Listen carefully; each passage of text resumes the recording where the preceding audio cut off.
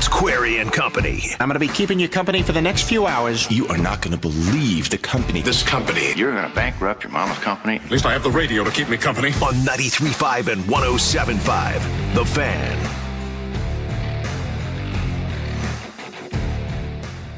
There is plenty to talk about today on this Monday that is kind of a look both ways Monday. Look both ways Monday. Now that sounds weird, I realize, but a look both ways Monday, and I don't mean because you're coming up on an intersection and you got to look both ways. I don't mean because we are approaching that time of year where kids are getting ready to go back to school, and when you get on the school bus, your mom would tell you, look both ways before you cross the street. I don't mean it that way. It's a look both ways Monday because there are a number of things happening in sports where you can look at it both ways. You can look at the moving forward aspect, or you can look at the where have we come from to this point and how do we evaluate it aspect. You can look at it from this team is playing really well compared to where they were a month ago, or you can look at it and say they never should have been in that situation a month ago aspect. You can look at it in terms of a hope springs eternal and there is a ton of optimism and a new start on the horizon for one team, or you can look at it in but things right now are such that is the reason to be optimistic. You can look both ways. Look both ways. And I had an incident over the weekend, Eddie, where I had a look both ways, like serendipitous moment of not greatness, but you ever have one of those deals, Eddie, where you everybody's had this happen. You're sitting there waiting for an elevator, and you're not paying attention, and the door's open. You hear the ding, and the door's open to the elevator, and you're looking down, and so you take a step forward, and it takes a second to realize that someone is coming off of the elevator, which I have always believed the person already on the elevator has the right of way, correct? Correct.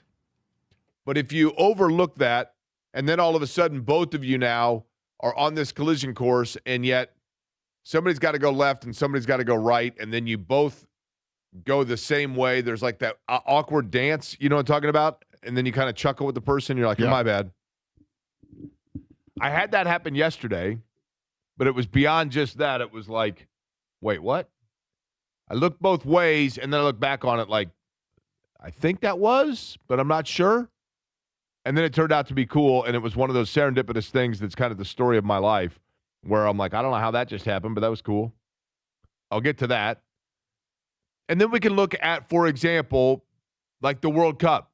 How do we look at this now? Now that it's over with, now that Spain has won the World Cup, they're on their way back to celebrate in Spain. I'm sure it was probably an awesome time to be in Barcelona and Madrid and other such places. Throughout, anywhere in Spain would have been awesome yesterday. But how do we evaluate it? How do we assess it? How do we look at it? We can get into that as well. But the Fever are a big story, especially even though it feels like a while ago, but it was since we last talked to you, that Caitlin Clark and her phenomenal performance on Friday. And one of the things I find curious, Eddie, I'll begin by simply asking you and teeing you up with this question. Okay? Caitlin Clark, and I want to preface with, I am not asking this rhetorically. So I'm not saying that there is I'm not asking this to make a point. I'm legitimately asking. And I don't know the answer. I really don't. But I'm curious of your perspective. Caitlin Clark on Friday had, obviously, a historic evening with the Fever. 45 points, 10 assists, every big shot, big free throws. Heck, a huge defensive play.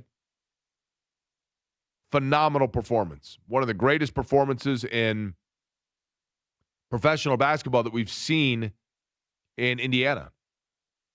and certainly probably the greatest WNBA performance in the regular season, arguably of all time. It's up there, yeah, for sure. I wouldn't say all time, though. But, I mean, when you look at all this, the encompassing statistics, it's very rare air, let's put it that way. And then on Saturday night, has a 17-point performance, and Kelsey Mitchell goes for 33. And the Fever win on Saturday as well. Now, this is splitting hairs, and it's nitpicky, but if you're going to look both ways at it, the 17 points for Caitlin Clark means two things. Number one, it means that Scotty, who had Brazil, of all things, the country that has won more World Cup titles than anybody in the history of the World Cup. And when we did our numbers game, we came up with 3 ways to win. Get the winner, get the runner-up, and then for prize number 3, all of these, by the way, gift cards to Chicago's Pizza, the third way to win was to get the number that corresponded with the number of points that Caitlin Clark would score on that game against New York on Saturday. Mm-hmm. And we did that so that if you got Paraguay, or you got Cape Verde, or you got Ghana, or you got Congo, or you got Japan, we did that so that you still felt a chance and a way to win. Scotty gets Brazil, who's won more World Cups than anybody. Literally the UCLA of the World Cup, the Duke of the World Cup, the Yankees of the World Cup. He gets Scotty, and then he had number 17. She went for 17. Boom, Scotty's a winner. Then our first and second, JJ had Argentina, right? And Ray with Spain. So Ray not only will get the gift card, he will also get a Spain, and this will be the envy of all of his friends. Ray, you're a good guy. Always been, and I know that you and the kids last year went to Holiday World, but I don't remember you going to Spain. Why are you wearing a Spanish football top, shirt, jersey, kit? Well, I had Spain in the Querying Company numbers game. Holy cow. I've heard about that. People were talking about it at the water cooler at work. Yeah, I know. I'm your winner. There you go. So congratulations to all of them. But with the World Cup, we can get into that question of which way are you going. But I want to focus on that Caitlin Clark situation. Between the 45-10 on Friday night and the 17 on Saturday night, which of the two nights did the Fever look better? Well, they had their full complement of players on Saturday, so it's easier to say that. And plus, It was a better team that they beat. And the second night of a back-to-back, and the Liberty hadn't played in a week. Okay. But the second night of a back-to-back typically is where you're worn down, right? Correct. That's why I would go that with the game on Saturday is the better win. Not better win. Which way did they look better? Oh, sorry. Saturday for sure. Now, healthier, I get that. But, and this again, this is not a detraction from Caitlin Clark. It's going to sound like I'm saying, yeah, I don't want it to be taken the wrong way, because there are obviously many ways in which she dictates entirely a game. And she is capable of being the straw mixing the drink in an effort that wins a game. We saw that on Friday. But as a team, are they better? Are they harder to defend? Are they more complete? Which way were they the variation closer to who they want to be? Friday or Saturday? Saturday. You worked both of those, right? I worked one of them. I worked the Friday night game and then hosted Indiana Sports Talk on Saturday. So I was watching while hosting. I'd like to know who you had on the Indiana Sports Talk on Saturday. Oh, we had Greg Rakestraw, talked football, okay, that being soccer. Scott Agnes called in. Mike Maas of the Fort Wayne Tin Caps. Brendan King of the South Bend Cubs called in. Casey Valier. Okay. We were discussing how to coordinate radios. Yeah, he's the radio coordinator. Yep. Yeah. Mike Neiselick, our friend from the Bloomington Herald-Times, joined as well. And Howard Kellman. Okay. So you got a lot of baseball in there, right? Oh, yeah. You know me, Jake. I love the ball and stick game. Did you yesterday watch the World Cup final? I did not. That was because I was working. Let me tell you that the one thing that I am reminded of every year that the World Cup takes place. This is an every 4-year event. It is, I think one can say that the World Cup is the most prestigious trophy in sport, internationally speaking. Internationally speaking. Maybe not the trophy itself, but symbolically. The title of the World Cup, maybe not in the United States. But yesterday, that game, match on the pitch, it was 0-0, end of regulation. I'm trying to use all the proper terminology. Yesterday, that contest was witnessed live by an estimated 650 million people around the world.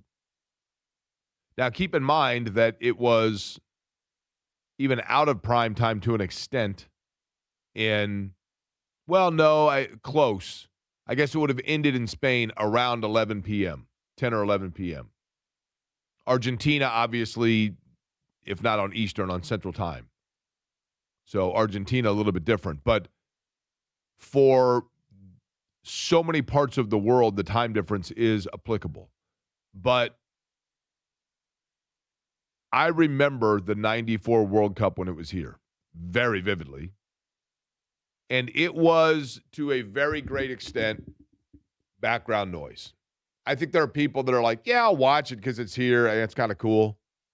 But I don't think that it really had resonance beyond kind of just that. And this was different. This was different for a number of reasons. Part of it, too, is the fact that in 94, you didn't have the multi-layered media availability that allowed for people to see these players in their regular leagues live anytime you want or on demand anytime you want. Whether it be Messi in the MLS or any of the players that are playing in the Premier League or the Premier League, whatever, you can watch all of their games and watch them live or find your team and follow them and whatever else. You did not have that in 1994. It was talked about, but you weren't regularly seeing it. That has a big part of it. It is more mainstream than it was then, no question about that. But also the United States, partially as a product of that exact point, the United States is now more soccer relevant on the world stage than it was then. And so the interest in the tournament, now it felt to me when the United States played Belgium in the knockout round, and I went and met my cousin Doug and his buddy Greg, and Doug brought me a U.S. soccer hat, which is, it's a great hat. And we sat there in the Broadapple Tavern right next to where I worked at Hardwick's, the cigar store, which was the greatest job, no offense to anybody here, ever. And it felt, you could feel this, it felt like Ted Lasso. I'm like, everybody in the pub was paying attention to the game, and it felt like you were watching something that the country was watching, even though it was, 5:30 in the evening or whatever it was, and it was not prime time on the West Coast. But it did feel like, that when Twitter was in its heyday before it's gone into, it's dead now. In its heyday, Twitter was so much fun because you could live see what it was that the whole world, it felt like you were watching something like when you were in middle school with your friends and you were calling on the phone and somehow somebody figured out a party line and you were all watching like the same thing on different strokes on TV and you're like laughing at it and, whatever, or like, hey, are you watching this right now? It felt like that in the prime of Twitter when big events would take place. And it did feel like for the World Cup when the United States was in it and still alive, that everyone was collectively watching this big event. And then once the United States was defeated by Belgium and was out, it does feel to me, Eddie, like the great majority of people were kind of like, just standing around like, well, now what do we do? And everybody just kind of dissipated and left the party. And you still had the diehards that were still hanging out in the backyard, like playing jarts and drinking out of the Solo Cup. But everybody else had kind of gone back home to their regularly scheduled business. And it felt that way to me a little bit about the interest level in the World Cup until yesterday. It did feel like most people in the United States were watching. And I haven't seen the television numbers yet, but I did look up the estimated worldwide audience. And it said, like I said, somewhere around 650 million. But because of the fact that it was not live in a lot of countries, if you factor in people that are expected to be able to then go back and watch the replay of it in their respective nation, the total viewership is believed to be it will be somewhere between 1.5 and 2 billion people. Billion. And so it is incredibly prestigious and followed, and it's the biggest event in the world. Now, my two-part question about that I'm reminded of every 4 years. Actually, I guess it's 3 questions. And Eddie, one of them, I'm going to give you an assignment here to look this up. You ready? I'm always ready. Is the Gold Cup really gold? Okay. The reason I ask it, this is like the most, if you think about great trophies, if you think about the Lombardi Trophy, this beautiful trophy that like you almost wear gloves on it so you don't get thumbprints on it. You see during the Super Bowl how it gets smudged up and then, it obviously wipes away instantly. But this silver from Tiffany, gorgeous football, the Lombardi Trophy. You think about the Borg Warner Trophy, the creme de la creme, the hand-sculpted faces, the silver of it, the additional base to add more faces and names with the legacy and the heritage and the tradition that grows. The Stanley Cup, the beautiful silver cup that the home team gets, the winning team gets it, and they take it around, and people come out to the pubs and the bars and drink a beer out of it. But it's this huge, majestic, beautiful cup. The plates of Wimbledon. You win Wimbledon, you get that plate, and you hold it up, and everybody knows your accomplishment. Hell, even for the Kentucky Derby, it ain't like the horse is taken home and putting on his mantle in the barn a trophy, but they get a beautiful wreath of roses that they run for. The Gold Cup, while being the most prestigious trophy in the world from a global standpoint, is kind of disappointing looking. Unless that's like solid gold, in which case it's worth like $7 million. Are you looking up the Gold Cup itself and the numbers and the figures here? The FIFA World Cup trophy is made of real gold, but it is not solid gold. The current trophy, introduced in 1974, is crafted from an 18-karat gold, about 75% pure, and features green malachite bands at its base. Now, total weight, 13.61 pounds. Does it say the value of it? No. Okay. What year did it start? 1974. 74. Okay, so Brazil won it in 70. I don't know if they won it in 74. Pele was the 70 team, I believe. So does that dumb question again? You ready? Okay. Is there a new World Cup every year, or is it one cup that travels around? The monetary, like the old oaken bucket. The monetary value estimates $713,000.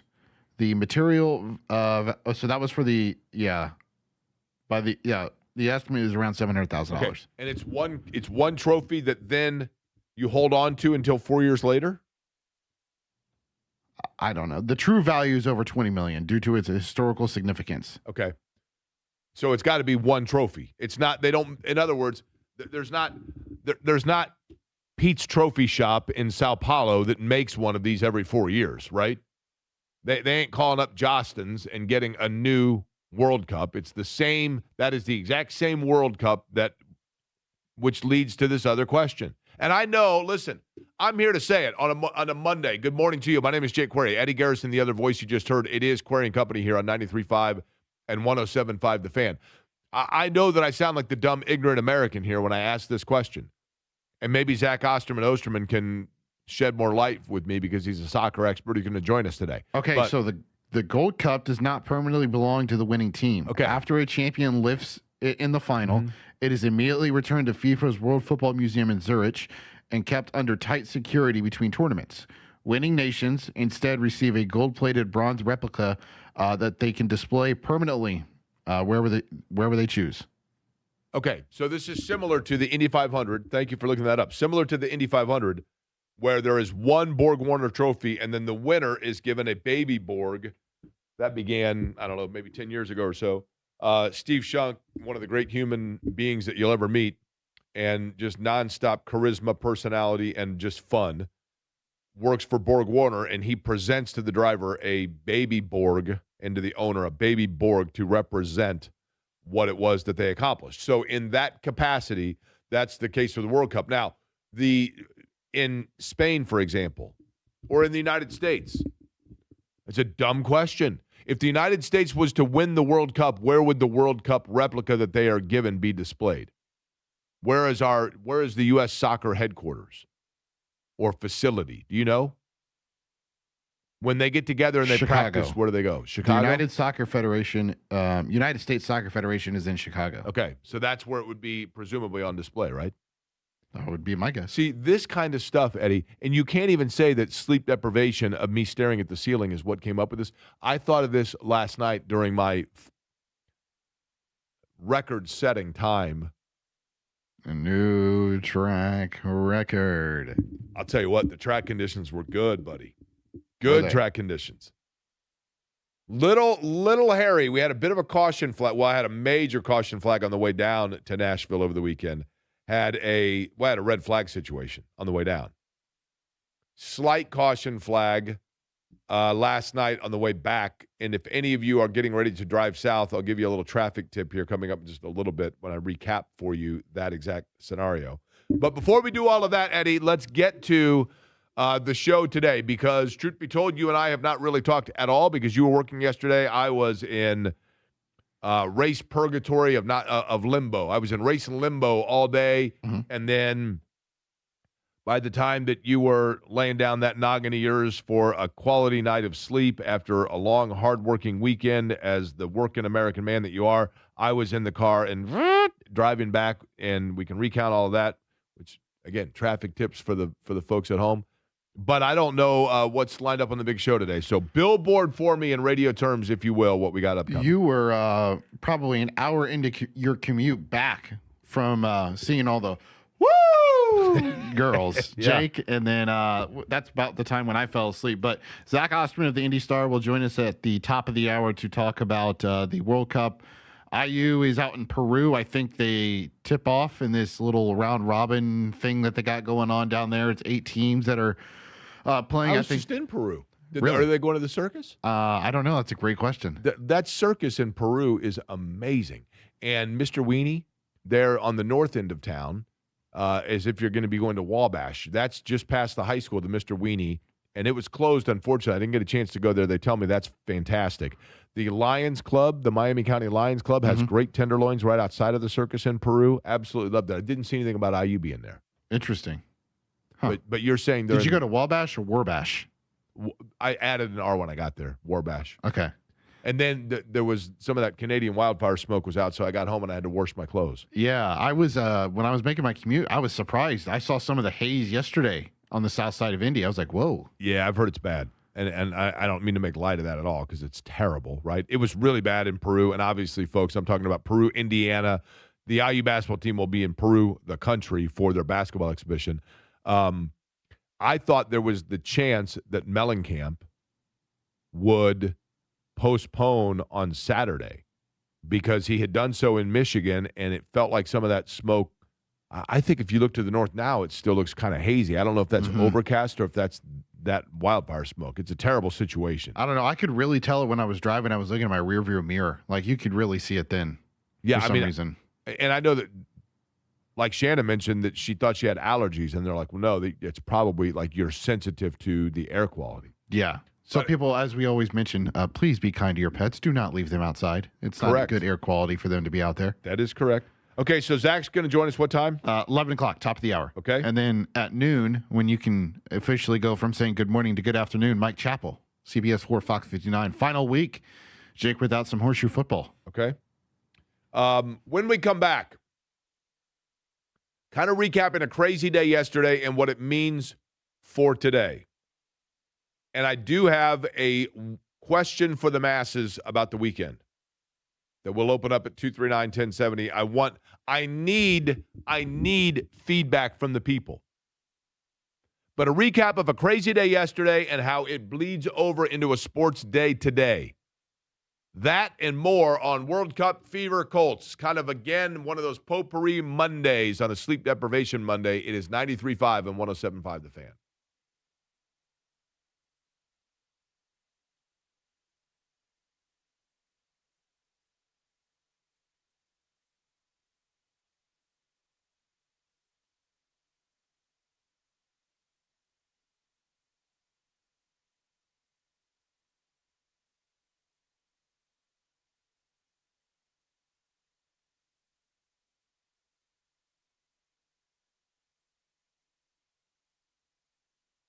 Hey, there's Jake Query for Surfside. Surfside, look for the can with the sunset stripes. Listen, if you are right now enjoying the weather, what better thing to do than enjoy it with an ice-cold Surfside? With no carbonation, it is oh so smooth. Perfect for this time of year. Iced tea with a splash of vodka, lemonade with a splash of vodka. And I'm here to tell you, folks, brought to you by great people. That's the important thing as well. When enjoying your friends, why not enjoy it with a Surfside? Surfside, look for it wherever you buy your favorite adult beverages. Please be 21 when purchasing Surfside, and please consume responsibly.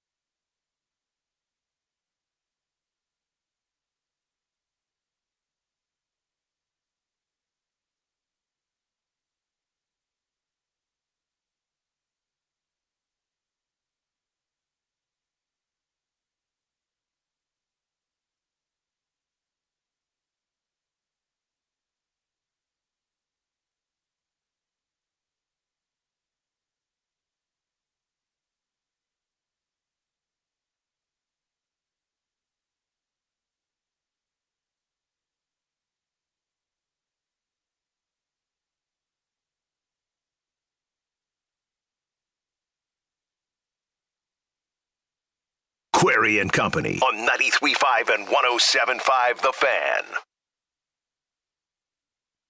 Now this, Eddie, you don't realize this. This song perfectly parlays into the story I'm about to tell. I knew it. Perfectly segues into the story I'm about to tell. Now, before we get to, because my story does, and I do want to know this from people. I want John Mellencamp concert reviews. I want to know how it was on Saturday from people that went to go see Mellencamp. But before we do that, you said we had somebody that had an IndyCar question, correct, Eddie? Yes, Chad. Hi, Chad. How are you? Hey, I'm fantastic. How's it going, guys? I'm tired, Chad, but I'm well. Yourself? You said obviously it's going fantastic. You got a big day lined up? Oh, yeah. I finally get to seed my backyard. I'm excited. What's that? I'm an old guy, so I'm tired as well. And it's a beautiful day. Okay, fair anyway, enough. What did Fox have? Did Fox care about IndyCar fans at all last night? Did IndyCar care about IndyCar fans at all last night? The updates were horrible. I was on the IndyCar app, Facebook. I guess I need to put this more in context, but it went from a start time for the IndyCar race in Nashville at 5:30. I knew there was weather in the area. Still was questionable with the soccer game going into extra hours or whatever it went into. There was no ticker on the bottom of the screen. There was no kind of update, and even commercial segues. Lexi Lawless didn't really have much for us. I was wondering if anybody else felt that. And then, by the time we got around to 7:30, I think Graham Rahal had the best weather update, which was looking into the sky, seeing clouds, and then basically telling them to be quiet. Don't talk about the weather. Did anyone else feel disappointed? I will say that here was the situation, Chad. So I assume that you were watching at home here in Indiana, and you were not down there watching it on, correct? Right, yeah. I was in Indianapolis. Right, okay. So, and I appreciate the call and the question on that. Here's what happened, okay? This was the day yesterday. First off, it was unbelievably hot in Nashville, and you know, it's going to be again today, which will make for an interesting race, and part of the reason why they shortened it. But it was unreal hot. On Saturday, just to give perspective, I drank 14 bottles of water on Saturday. 14 bottles of water. Like, you could not drink enough water. You could not get enough of it in you. And then Sunday was very similar to the same. Now, we were there very early because of the Indy Next race, which was won by Matteo Nannini. And then there was this long gap of time, and that's because of the World Cup. Now, Chad, I hear what you're saying, and I'm not saying that you're wrong by any stretch of the imagination, and I appreciate your loyalty to the series. This is the layout for those that are unfamiliar. You know, IndyCar is now 1/3 owned by the Fox television network. So obviously Fox is going to do everything they can to combine their expertise of television with their expertise of viewership to increase the viewership of IndyCar, because they now have invested interest in it. And one of the ways that they wanted to increase the spotlight on IndyCar was to have it follow immediately the conclusion of the broadcast of the World Cup Championship title game, which is one of, certainly worldwide, it is the most viewed sports event of the year. And it's only every 4 years. But, of course, naturally, the Fox American television broadcast is not what's being viewed in Paraguay. I mean, I get that. But in the United States, the anticipated viewership, was Super Bowl level, nearly. And so Fox said what a coup it would be for our race and for Scott Borchetta and the sponsorship of the Nashville Superspeedway to immediately after the post-race of the World Cup to go straight into IndyCar. And it is my understanding. Now, I didn't see it, Chad, admittedly, because I was on the radio side of it. So I'm not seeing the way television is doing it all. But it's my understanding that towards the end, I did have people tell me that towards the end of the World Cup, there was consistent promotion of the upcoming IndyCar event. Be sure to stick around. IndyCar has drivers from these countries that are in the World Cup, and here's the country. And so there was cross promotion very heavily, as I understand it. The problem, Chad, was this. Literally, the way it happened yesterday, okay, we get to the racetrack. It was a beautiful day, but it was really hot. And we knew of the possibility of precipitation around like 6 or 7 p.m. Nashville time. And so it's like, okay, if this World Cup gets over in regulation, and then they do the post-match ceremony, the championship ceremony, the trophy presentation, then we should be on 20 minutes after the completion of the match, roughly. And, of course, then it goes into extra time. It goes into 2 extra times. You have the break and et cetera, and it's scoreless. And so now you know you're on hold because they had been very clear about the fact leading up to it, and I think tried to promote the fact that this IndyCar will wait for the end of the World Cup. And the reason that was, Chad, is because they wanted so badly to be able to show the thrill of a start of a race. If you pick up a race just midway through it and you're just watching cars, but the start of the race and the build-up and the parade lap and the green flag falling, they wanted to introduce new fans to that possibility. So we're on the grid.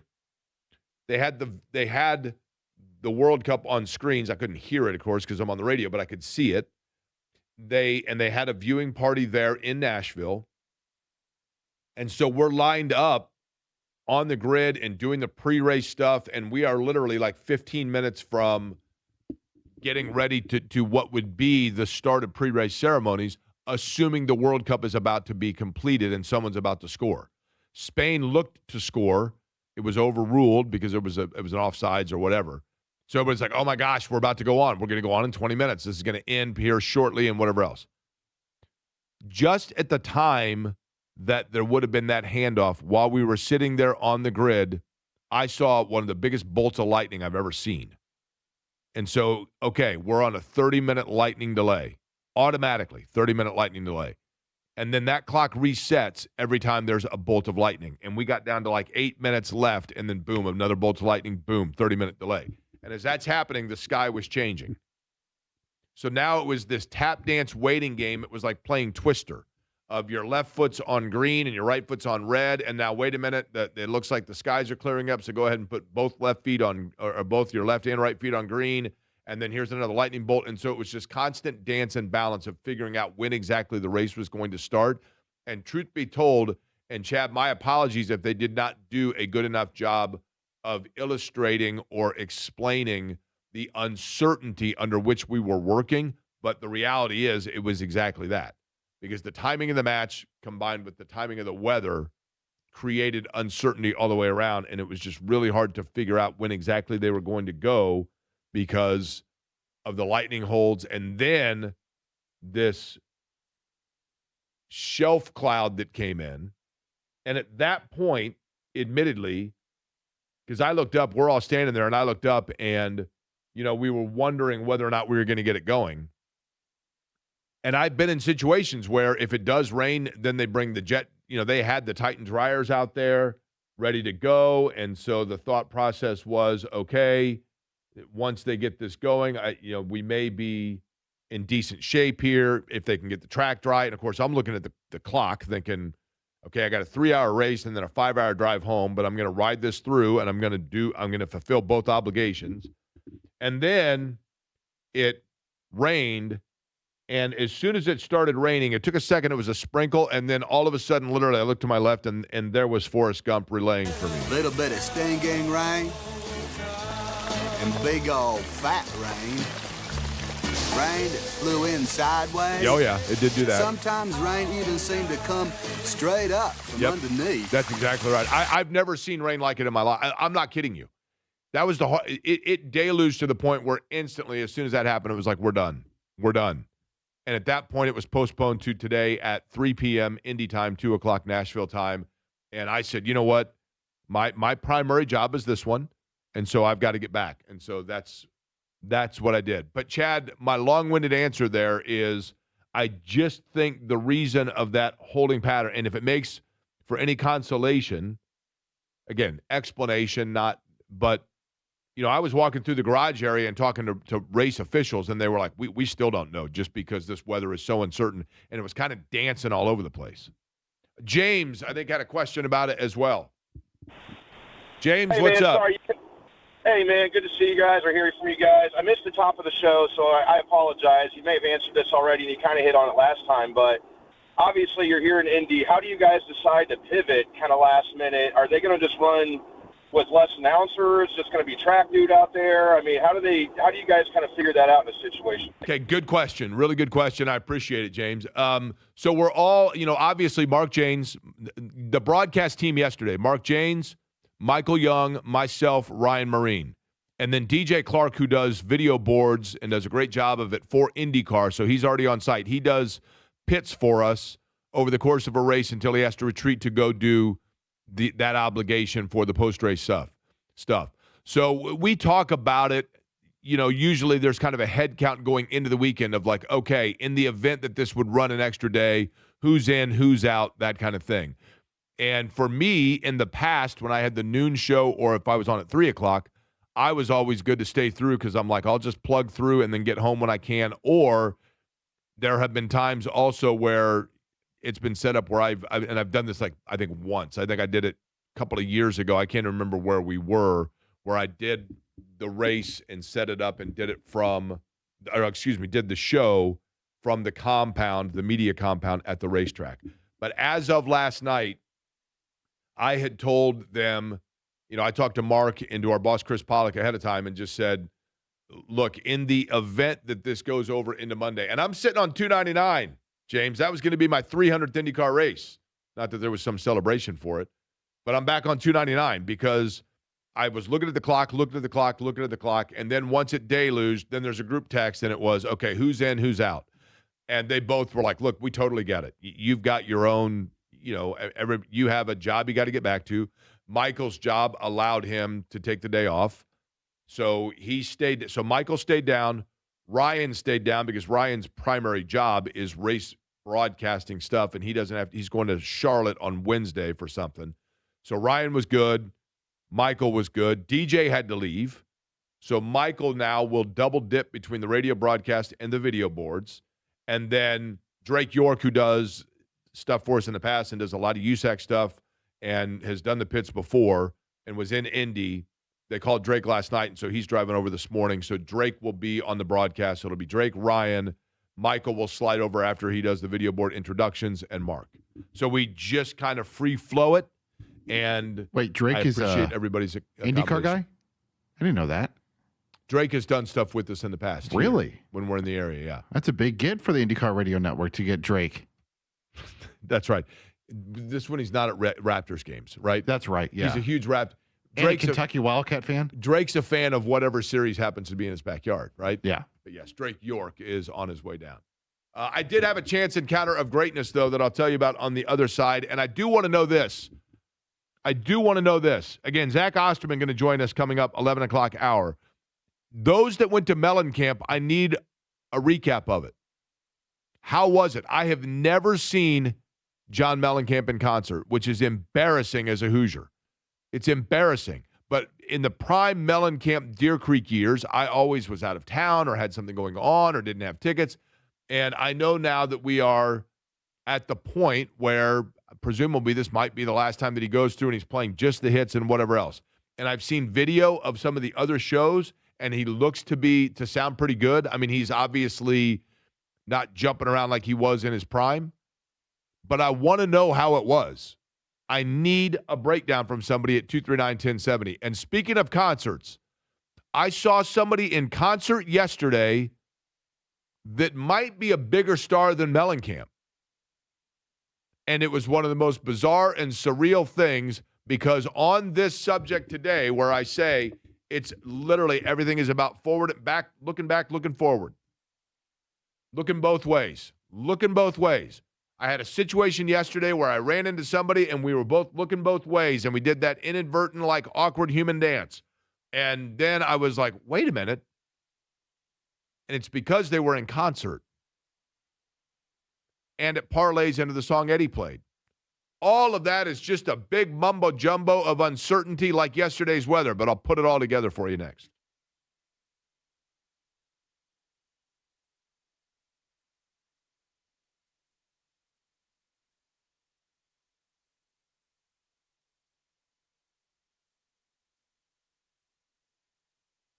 Hey there, Jake Corey for Game Day Men's Health. Guys, get back in the game.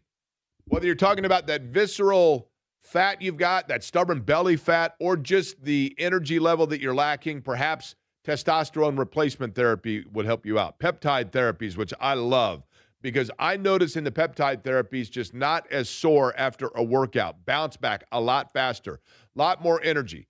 Bottom line is this: Game Day, Avon, Carmel, Fishers, Greenwood, Northside on North Shadeland. Game Day Men's Health, guys, is here for you, especially if you're of my age range and you just want to get that feeling of the energy level, the feeling of health, the overall good vibe that you had as a younger man. That's what Game Day Men's Health wants to do, and they want to do it with a game plan that is designed for you. All of those things, all of those treatments I just talked about, and more at Game Day. Weight loss injections, for example, Game Day Men's Health. You can get it all at Game Day Men's Health. You can simply go in a free consultation appointment, and they are fantastic folks. They're designed to make sure this is an easy process for you and one that is in step with a game plan designed for you. Okay? So if you're going up against one team that plays nothing but man-to-man, you don't want to go in with an offense that's set up against the zone, right? You want a game plan designed for you. That's what Game Day Men's Health wants to do for you. Game Day Men's Health. Take a look at all of their therapies, find out what's best for you, and work step by step with a great, relaxed staff of professionals to get you back in the game.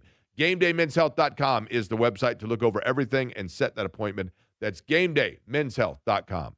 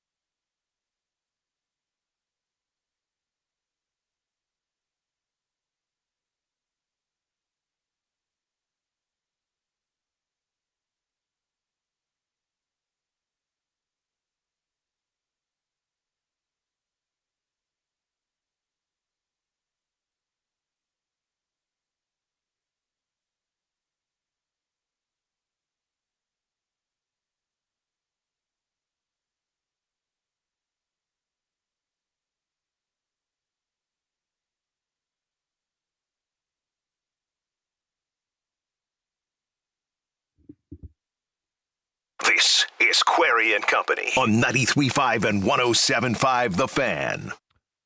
So I did not see Mellencamp on Saturday. I've heard he was very good. My cousin said it was like almost like an emotional, epiphanal experience for him, just nostalgically speaking, probably.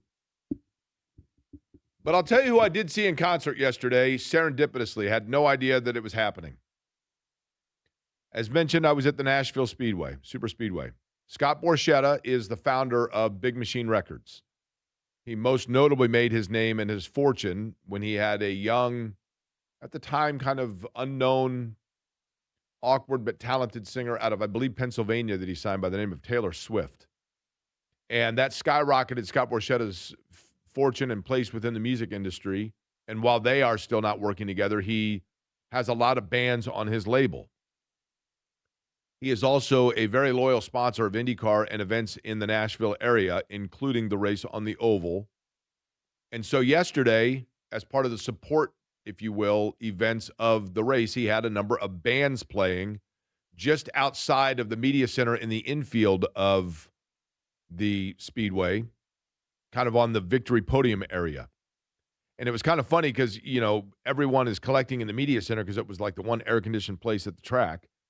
And so I was sitting in there during a delay after I'd gone out and recorded a bunch of stuff for the race and you know, whatever else, but we had downtime. So I'm sitting inside the media center, and the exit area of the media center, these musicians kept coming in and out of it. And so you have this quote-unquote working media center that now has become this de facto backstage for the bands. And at one point, and there was a lot of activity coming in and out, and I was kind of seated near where that door is. And I'm sitting there, and I'm just occupying my own space, collecting my own thoughts, sitting on the dock of the bay, just wasting time. And finally, I thought, you know, I'm going to go get my 17th bottle of water because you cannot get enough fluid on a day like this because it was literally a heat index of 100 plus. So I get up and turn left to go towards the area where the water is, just as the door opens and somebody is coming in the outdoor, like raspberry beret. And so I take one step and look up as this person's taking one step, and they're walking towards me, and I'm walking towards them. And we did what do we call this, Eddie? The awkward hall pass shimmy? You know, where I'm going to step left and you step right, so I step right and you step left, and now like we've now impeded each other twice, and you look at each other and there's that uncomfortable thing of like, sorry about that. And now it's like human chicken. It's like mirroring. Yes. And so somebody's got to be the one to then speak up and say, you go ahead. So before we got to, I'm in that situation, and I look up and I say to myself, I know this guy. I can't place who this, I know him. Okay. And so I'm sure I had a look on my face like, I know this guy, and we're in the human chicken game. So he puts both hands on my shoulders, like you do to somebody when you're telling them to calm down or consoling them, so to speak. He puts both hands on my shoulders and just very quickly, in a split second, and kind of gives me a pat, like a shoulder pat, and says, hey, brother, how you doing, man? And I looked, and right then, Eddie, right then, as soon as he spoke, I knew. And I'm like, that's Landman. And so I go, hey, man, how are you? And he goes, I'm good. Good seeing you. And he like kind of pats me and like, almost like as if he knew me. Obviously, he doesn't. And he walks off, and I'm like, that was Billy Bob Thornton. Oh, really? So I turn around, and I say, that was Billy Bob Thornton. And one of the guys goes, yeah, his band is playing. I'm like, what? I don't even know that I knew he was in a band. So he plays in a band, and I guess this band is called the Backbeat Troubadours. Am I saying that correctly? You saw Buttermaker? Buttermaker? Yeah. Which one's Buttermaker? Bad News Bears? See, I think of that as Walter Matthau. I know you do. But yes, Bad Santa, right? Or, of course, the Epicenter. I really wanted to go up to him and say, ain't much, but it's what I made of fixing a lawnmower and whatnot for Bill Cox. I wanted to say that to him, but I didn't. But literally by the time I realized who it was, he was gone because I wanted to ask him about Sling Blade and why when I went to the town in Arkansas where it was filmed, nobody remembered where Bill Cox's lawnmower shop was. But he went out then and played, and it was like 130 degrees. So he went outside and he went on stage, and Pelot was there. Alex Pelot was there to watch it. Gary Gaines performing live. How about that? He has a song called True American Racer. True American Racer, 500 Miles is the name of the song. And he did that and like 2 other numbers. And it was so hot and the World Cup was going on, I will say it was a very sparse crowd. But it was cool. And my understanding, for those that are curious, is that Billy Bob Thornton, during the time that he was there, from the people that I talked to that were in charge of kind of showing him around, said he was super cool. Super cool and exactly what you would think. Did Zach go to Mellencamp, do we know? Now, I do have a question. Yes, sir. Was his wife there? Was Angela Norris, Allie Larder there? No, she was dropping the daughter off at cheerleading camp. Oh, she had to go to TCU? Yeah. Ah. Yep. Picking her back up from Now, that. do you find it coincidental that the daughter is a horned frog? Okay. Cheerleader? Who do you find to be more attractive? We're not getting there. We're not going into that. I don't know if he was at Mellencamp or not. Zach Osterman joins us next.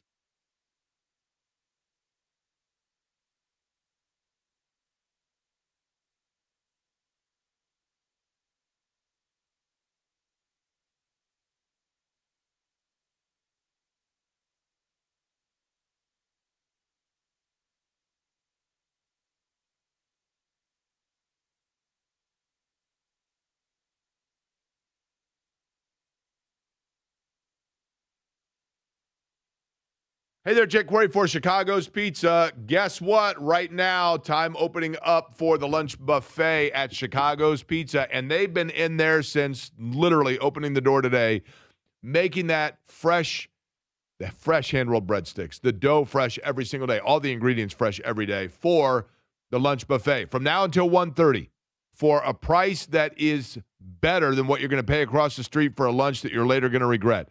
You get whatever your taste might be.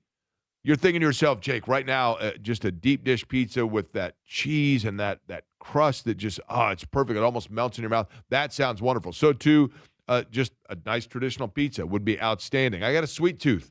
No problem. Dessert pizza there as well. How about the fresh rolled breadsticks with whatever dip you'd like in it? And don't forget, you're hearing all that and you're saying, yeah, but I want something just, Jake, it's hot out, a little more crisp. No problem. How about the salad bar? All the fixings fresh right there on ice for you. Any dressing that you'd like. You get all of that with the soft drink. And again, the price exactly what you want it to be. And then you're going to say to yourself, that was so good, I don't regret it. I want more. No problem. Family meal deal, always an option.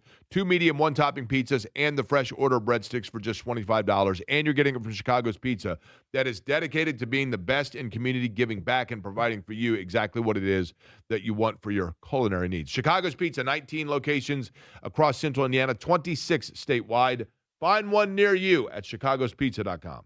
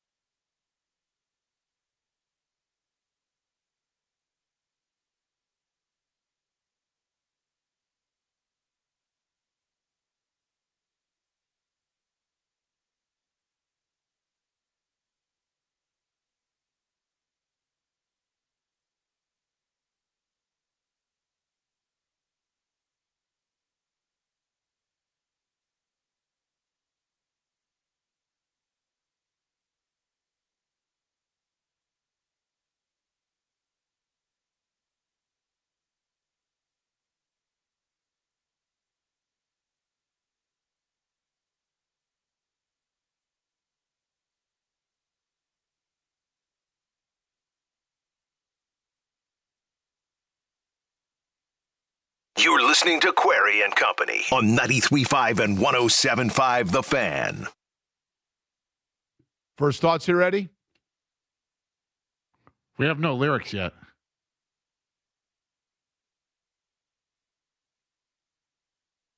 Now that's the sheriff.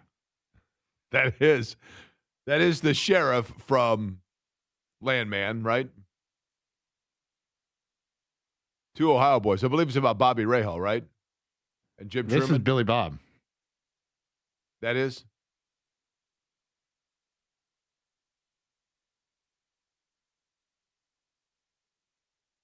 Okay. They sang this yesterday.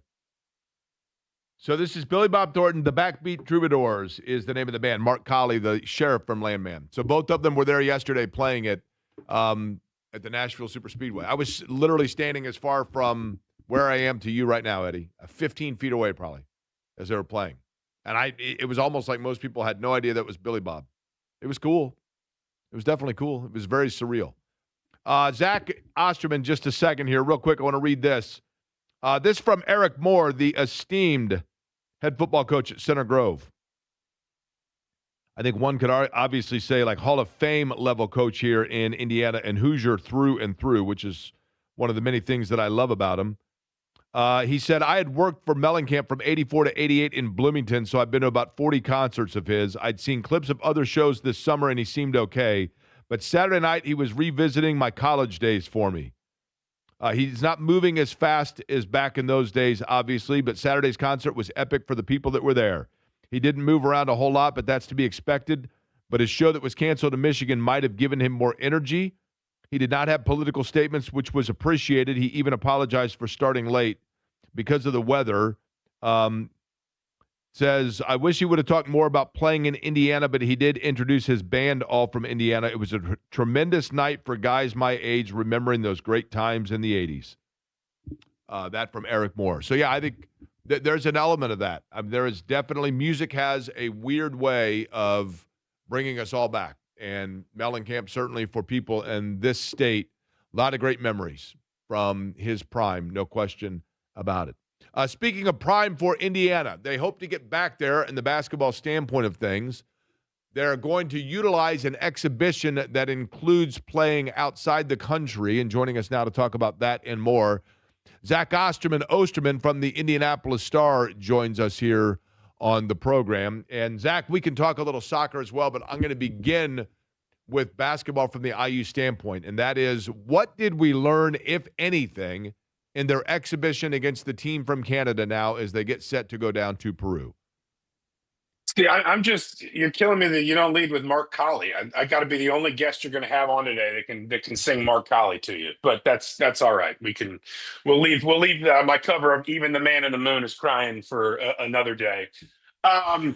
I thought it was interesting in a couple different respects, and it's obviously worth kind of remembering the level of competition. My understanding is Brebeuf's essentially kind of like a prep school. Like I think it's 12th, 13th, 14th grade is kind of, if you want to think about it that way. And it tends to be the kind of program that actually sends a lot of kids on to either, full college programs in Canada or Division I universities in the States.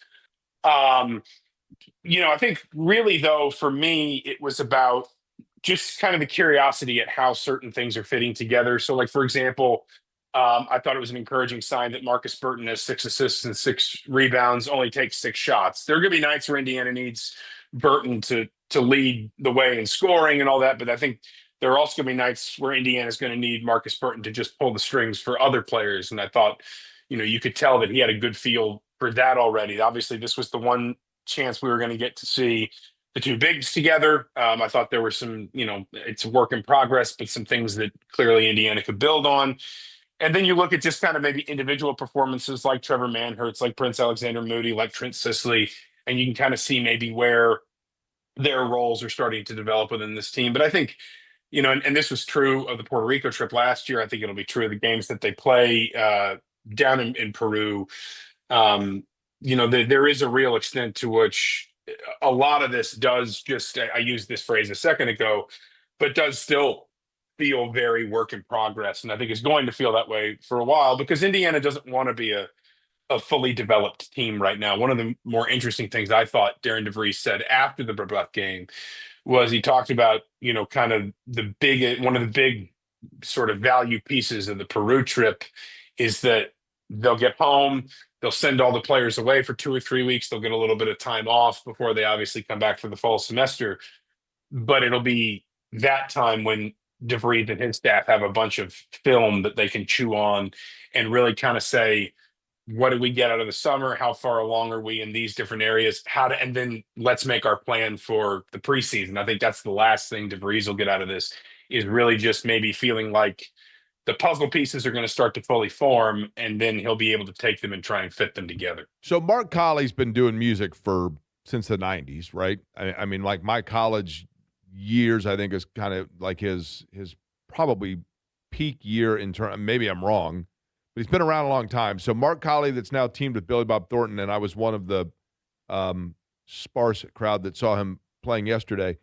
Zach, if you were, as a country music aficionado, I'm assuming that's a rite of passage when you grew up in Georgia, if you were to equate Mark Colley as a country music star to an NFL quarterback, okay? So in other words, if Garth Brooks is, would he be John Elway, Peyton Manning, whatever, right? I mean, Keith Urban is Josh Allen, whatever.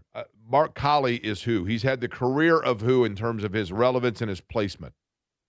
I don't know. That's a good question. That's a tough crossover, because he's actually, if I'm not mistaken, he's written several songs for other artists as well. Like I think his biggest hit was Even the Man in the Moon Is Crying. But he is also, I think, written for a few, you mentioned Garth Brooks. I think he's written a song for Garth Brooks. He's written songs for bigger artists too. So I don't know where that would fit in, if it makes him like Ryan Fitzpatrick or, Matt Hasselbeck, like somebody who's had, right, who's tutored as well as been a player, right? Exactly. Like had their moments, and then also, kind of been sort of the like you said, like maybe the sort of old head too. Yeah, that's probably the best comparison I could give you.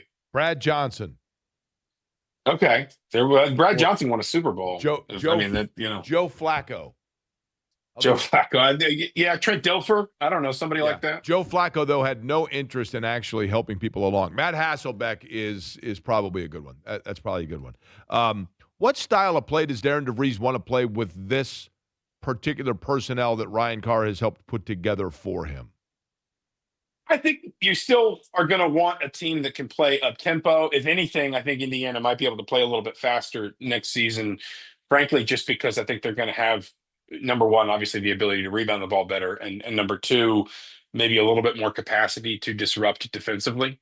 And I think that could, those two things in concert, frankly, should just allow Indiana to run a little bit more. I also think Indiana's probably got guards that are going to be better sort of in the open floor and in the secondary break and things like that than, a lot of what they had last season. And so sometimes, like, we tend to think of running, sort of playing up tempo as how fast can you get down the floor. A lot more of it is, stylistically, can you let players leak out? Do you have players that are going to make the right pass, that are going to see maybe the skip ahead, things like that? It is, listen, and I've said this sort of ad nauseum at this point, and I've written it, and I still stand by it. I think the big lingering question philosophically over this season is that I think Darren DeVries learned a lot of the right lessons from last year in the Big Ten.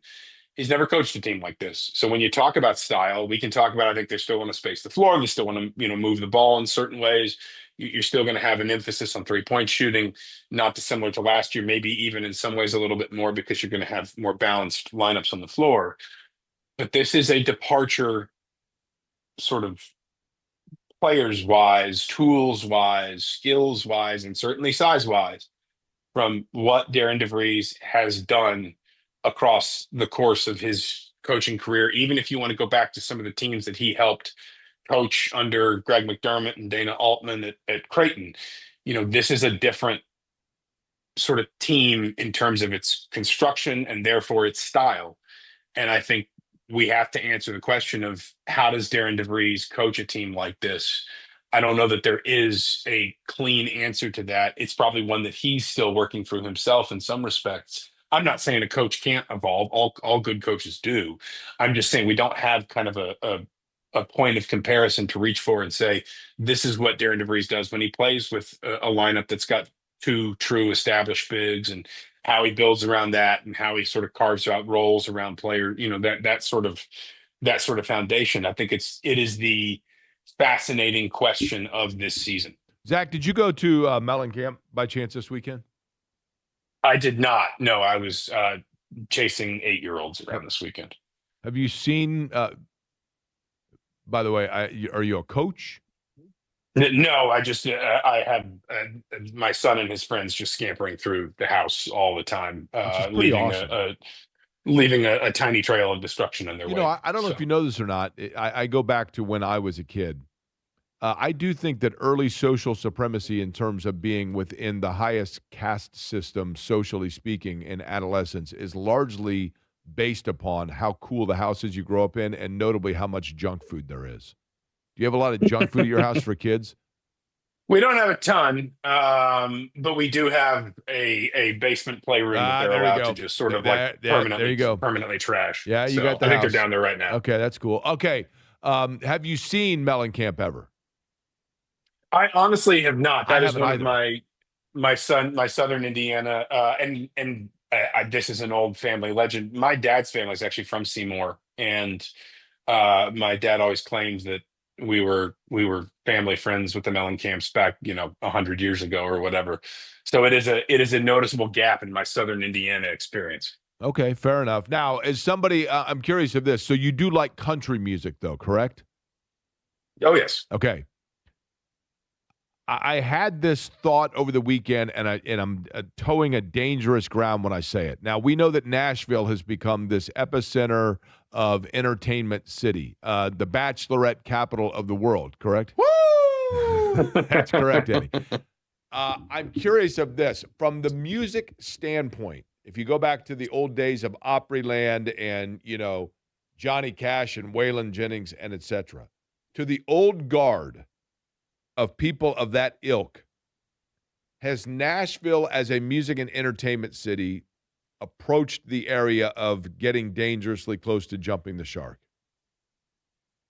See, here's the thing about that, and I know there is kind of this, there's pushback on, I think people call it like radio country, right? Right. And I mean, I'm sitting here in my office looking at Jason Isbell flag on my wall, so like I very much exist kind of on that spectrum. But like people have to remember that this has always kind of been like, I mean, like for example, I don't know if you know the background of outlaw country. I think a lot of people thought outlaw country was essentially like country music singers singing about breaking the law. Right. Outlaw country was really more country music stars like Waylon Jennings and Willie Nelson, essentially breaking from conventional country music, I think particularly in the 70s, outside of like the establishment, and sort of saying we are going to make the country music that we want to make rather than maybe what people want to hear on the radio. And that's why that was why it was called outlaw country, was because it was pushing back against what was the establishment at the time. That has always been a tug of war in country music, and I would argue that it's, listen, I still to this day enjoy the 90s radio country of my youth, just as much as I enjoy, Flatland Cavalry and Turnpike Troubadours and Jason Isbell and whoever else. But I think that, and I could sit here and talk to you about it for an hour, and I know we won't do that, but I think that tension has kind of always existed in modern country music in a lot of ways. But Nashville, though, I- is like away from that and into now over commercialization of country, right? I mean, you go down. But maybe not if you go to East Nashville. No, I get it, but I'm saying the brand itself of the city of like Nash Vegas. I guess that's a better way of saying it. The Nash Vegas brand is that getting to the point now between the bachelorette parties and the Broadway, and I mean it's super fun. Don't get me wrong, Zach. I'm not sitting here poo-pooing it. I'm saying, but I'm walking around seeing it all happen, thinking to myself, at some point there has to be a saturation point of. Are these mega talented acts that are playing in all these places in Broadway, or is it just it's nonstop, and as a result of that, it is now the antithesis of what its foundation root was? I guess that's my point. I still think that just like I think there's an extent to which Nashville has always been that. I mean, there's stories. I mean, like I could sit here and tell you stories about I mean, go all the way back to when Ferlin Husky recorded "Wings of the Dove," which wound up becoming one of the most played country music songs of all time. And his producers told him, "You absolutely cannot cut this song. We do not want to play it on the radio. It is not what people want to hear." And I know that Nashville I know what you're talking about in terms of like what Broadway is. Yeah, has the lived experience the of it. entertainment excess now started to supersede the foundation of success of the music that comes out of there? That's all I'm asking. I don't think so, because again, I think we would have had the same conversation relative to its time and place in the 70s. Okay, if that makes sense. Yeah. I think I can't tell you what Nashville was like in the 70s, but again, like there has always been a healthy sort of this is mainstream Nashville, and this is sort of Nashville pushing back on. I mean, like if you want one more just sort of like alt country reference, one of my favorite album titles ever really is East Nashville Skyline by Todd Snyder, because it's the idea of there is a different Nashville and that's 2004, I think. So that's 22 years ago.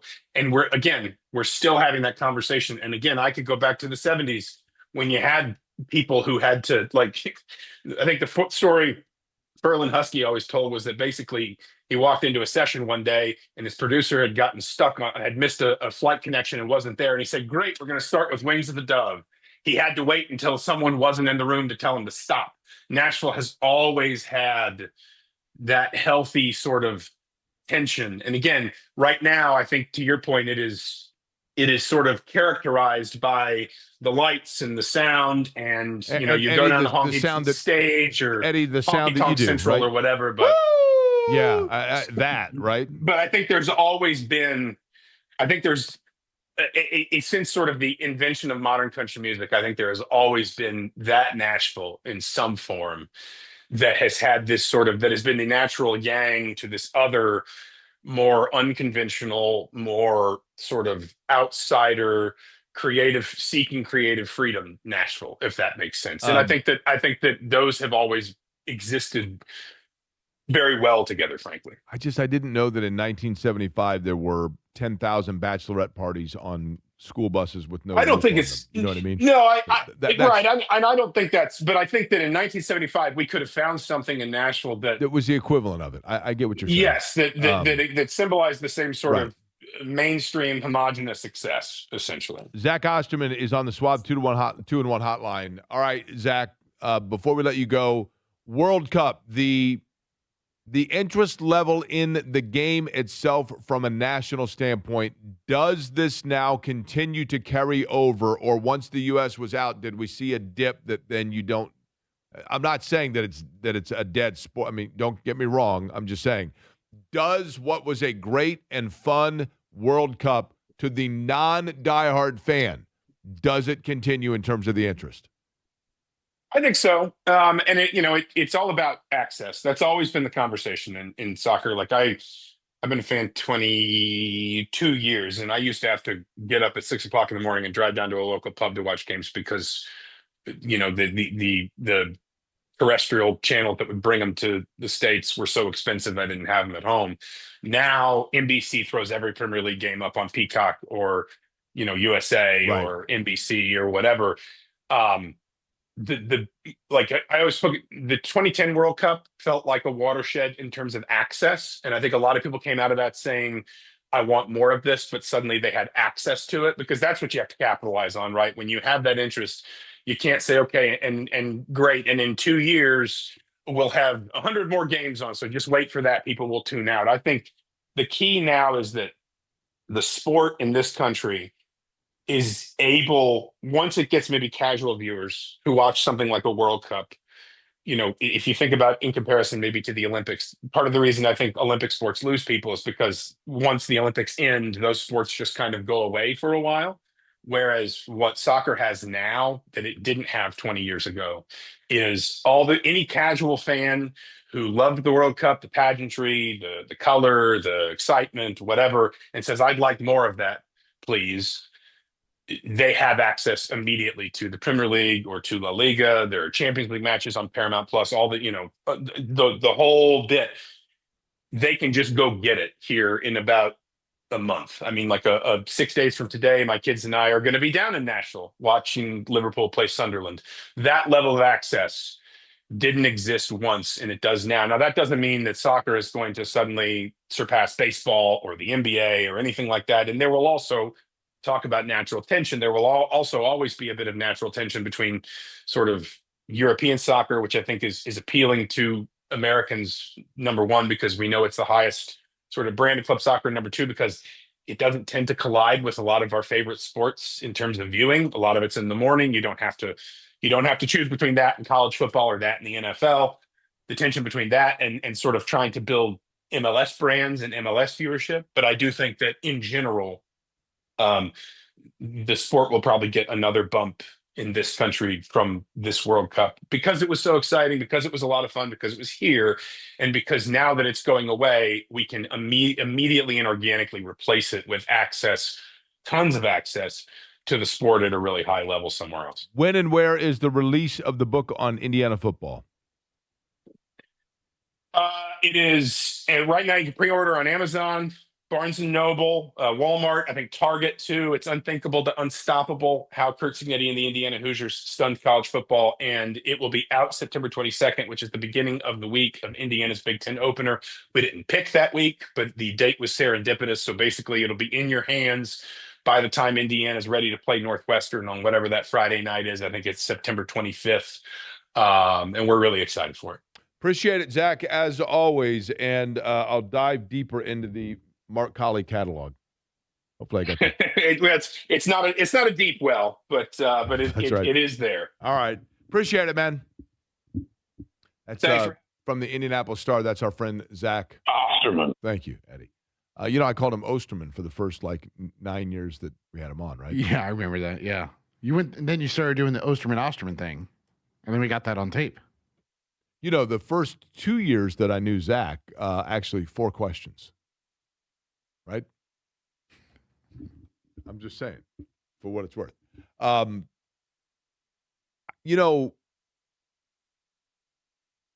Saturday night, like I said, it was really hot down there in Nashville.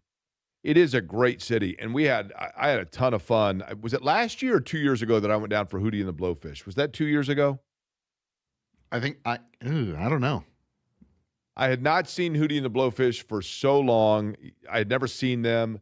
And so finally we went down to Nashville to do that, and it was super fun. I mean, it is fun. There's no question. But man, Broadway is just a lot. There's a lot going on there. A lot going on there. And I was just curious of now, when you go down there now, and part of it is I'm older. I mean, admittedly, it is a super fun stretch on Broadway, but it does feel like now you go down there and after like an hour, you're like, okay, I've kind of seen all this. Now you've been down there, right, Eddie? I have not. I think you would really enjoy it. You think so? Yeah. It's because I can blend in with the Woo Girls. You would walk around and just you'd have yourself a couple of those, like the Nashville Hurricanes or the equivalent thereof, and that's probably what you would sound like just walking down the street, right? I don't know. Just walk around, just free flowing. People can't see it when you do the woo sound, but you kind of tilt yourself back and whirl around like you're on the back of one of those pedal bars, right? Well, I tilt myself back so it's not so loud into the microphone. No, I think you're doing it because show people on the YouTube the way you do it here. Okay, this is Eddie's impersonation of the Bachelorette girls in Nashville riding around on the back of one of the buses. All right, Yep. are you ready? Yep. 3, 2, 1. Woo! Yeah, that's because that's how they all look. They all tilt back and they're yelling it off into the Netherlands. Yeah, right? usually the other things are involved too. That's probably fair. Let's get back into what took place over the weekend at Gainbridge Fieldhouse. A yin and a yang. Result good both ways. But again, on this Monday, we're looking both ways on everything. And we'll do that when dissecting the Fever and their 2 impressive wins over the weekend.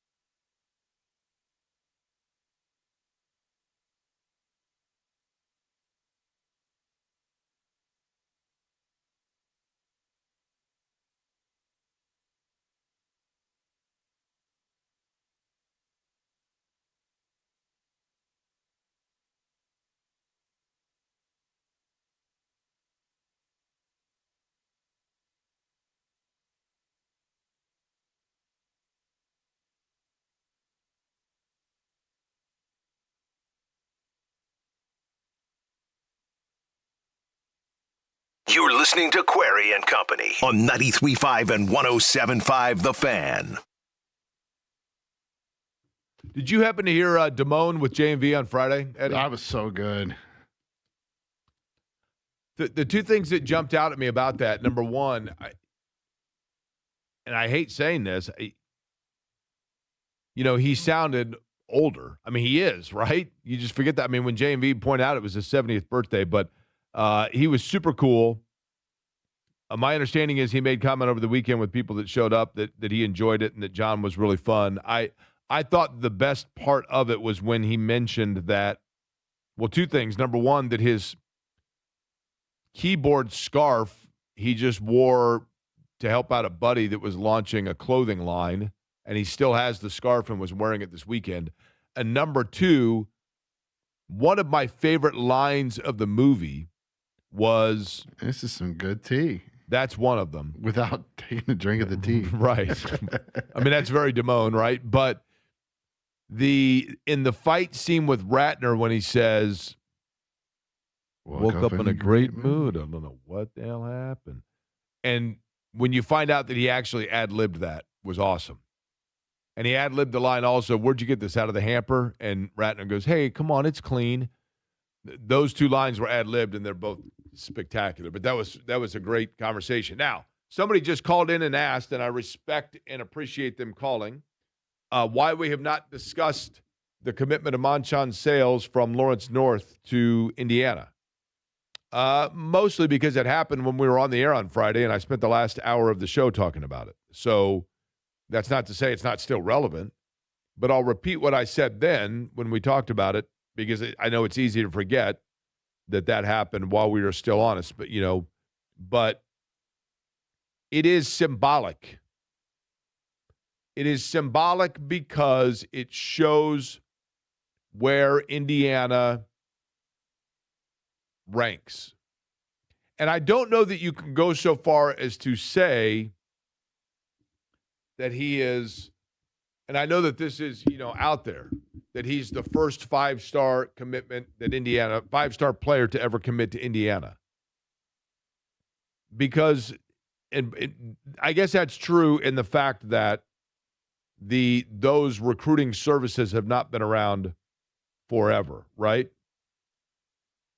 But if I'm not mistaken, and I could be incorrect here, I thought for certain, again, I could be incorrect,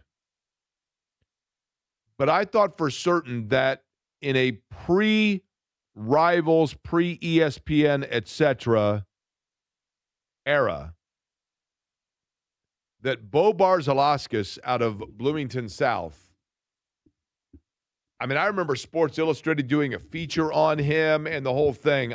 My memory is that he was the number one defensive player in the country at the time that he committed to Indiana. But again, different era. So technically speaking, in terms of the star recruiting aspect of it, probably true. It is symbolic because it shows, and you're not surprised by the fact. I mean, clearly, the fact that he is from Lawrence North, which is in Indiana, and I would assume that probably the largest percentage of students at Lawrence North High School that graduate and go on to college, I would imagine Indiana has the highest number of students from Lawrence North versus any other school. I mean, that's how it was when I was in high school. I mean, it is the largest.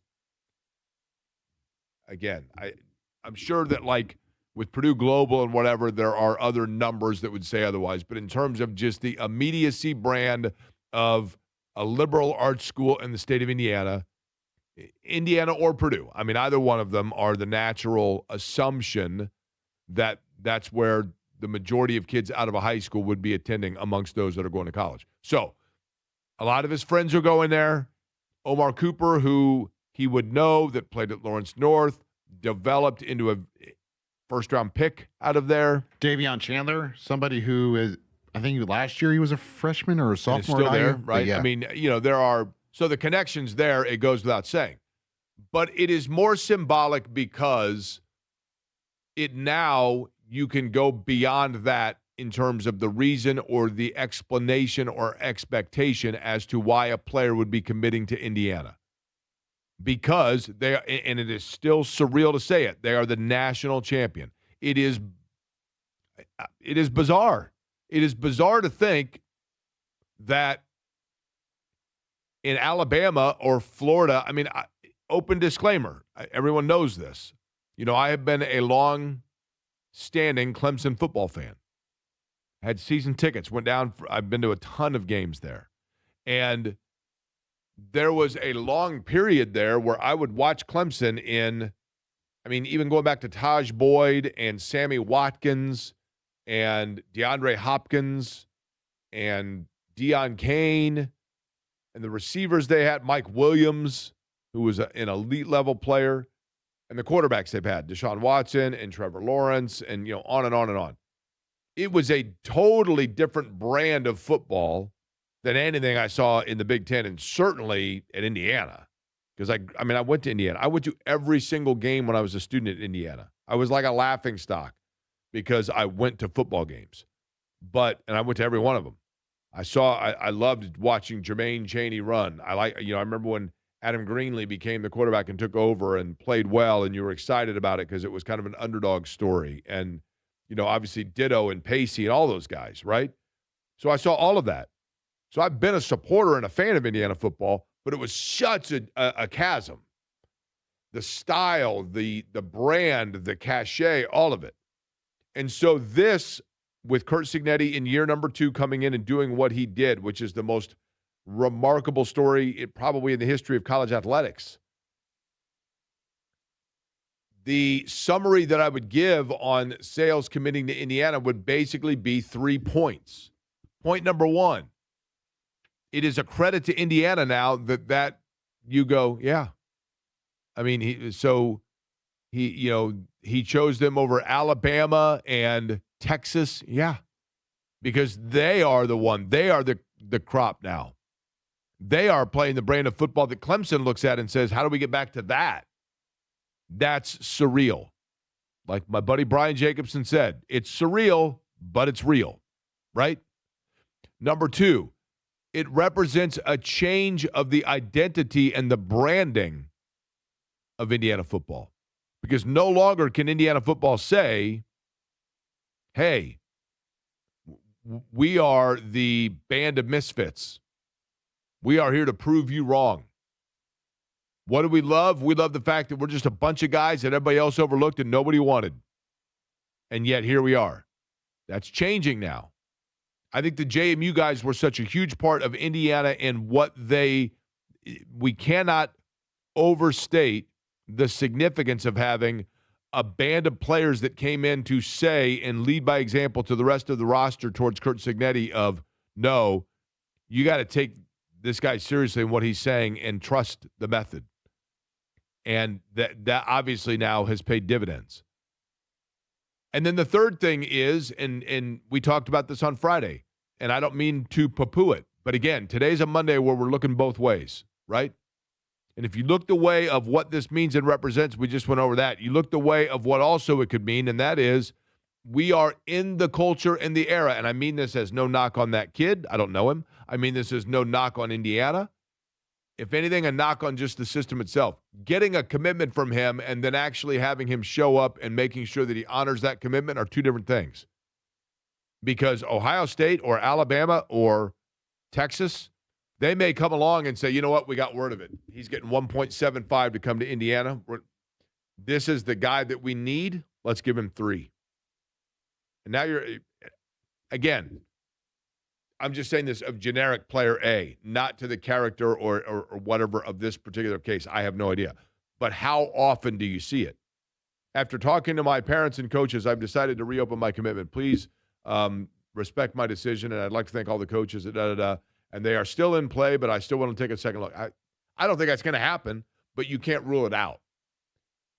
But it definitely is symbolic.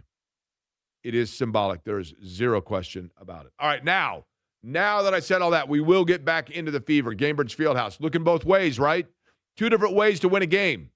Which is the one that Indiana needs to kind of continue to carry on the back of? We'll get into that next.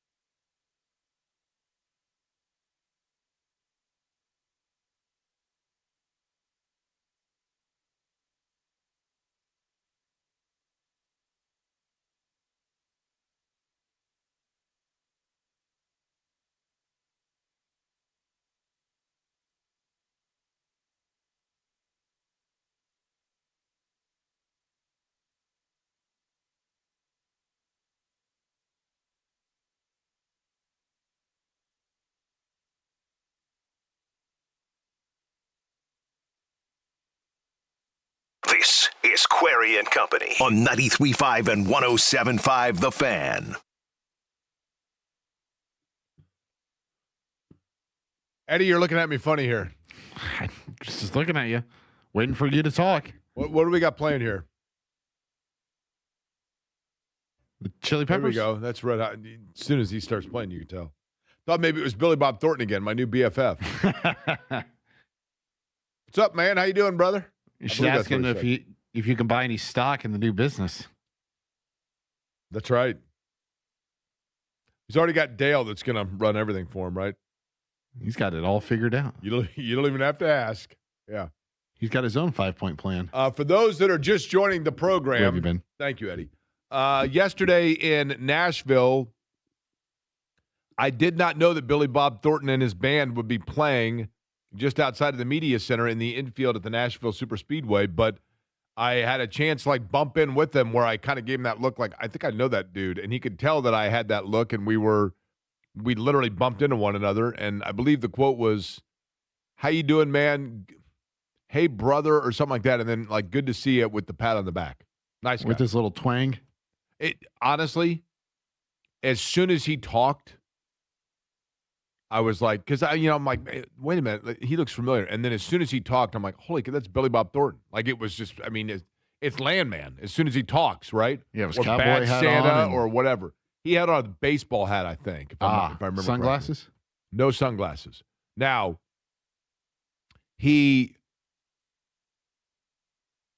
Bob Thornton's breakout role, I think, is one of the most underappreciated and underrated movies of the last 40 years, and that's Sling Blade.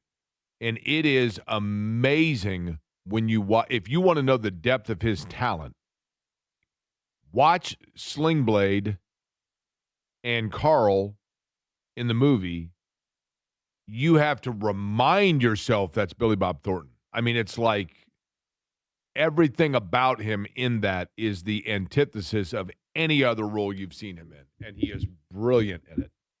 Also, and I'll look these up in the break, I found in the parking lot on the way in, Eddie, 1, 2, 3, 9, I think.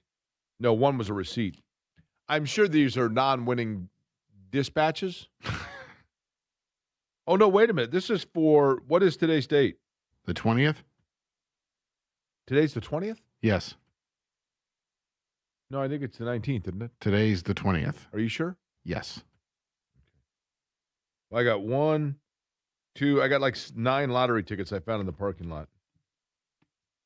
We'll find out if they Are they good? I don't know. We're going to find. They were just they were scattered all over the place. Picked them up, and I'm like, well, let me see. I would assume maybe they dropped out of someone's car. What if I got me a winner? Right there. This right here, buddies, this might be my ticket to retirement right here. I like how you changed that from our to your. Well, it just depends on how nice you want to be. You had Caitlin Clark on Friday night with 45 and 10. Mm-hmm. When you score 45 points in a game, when you have 10 assists to go along with that, a remarkable performance. I thought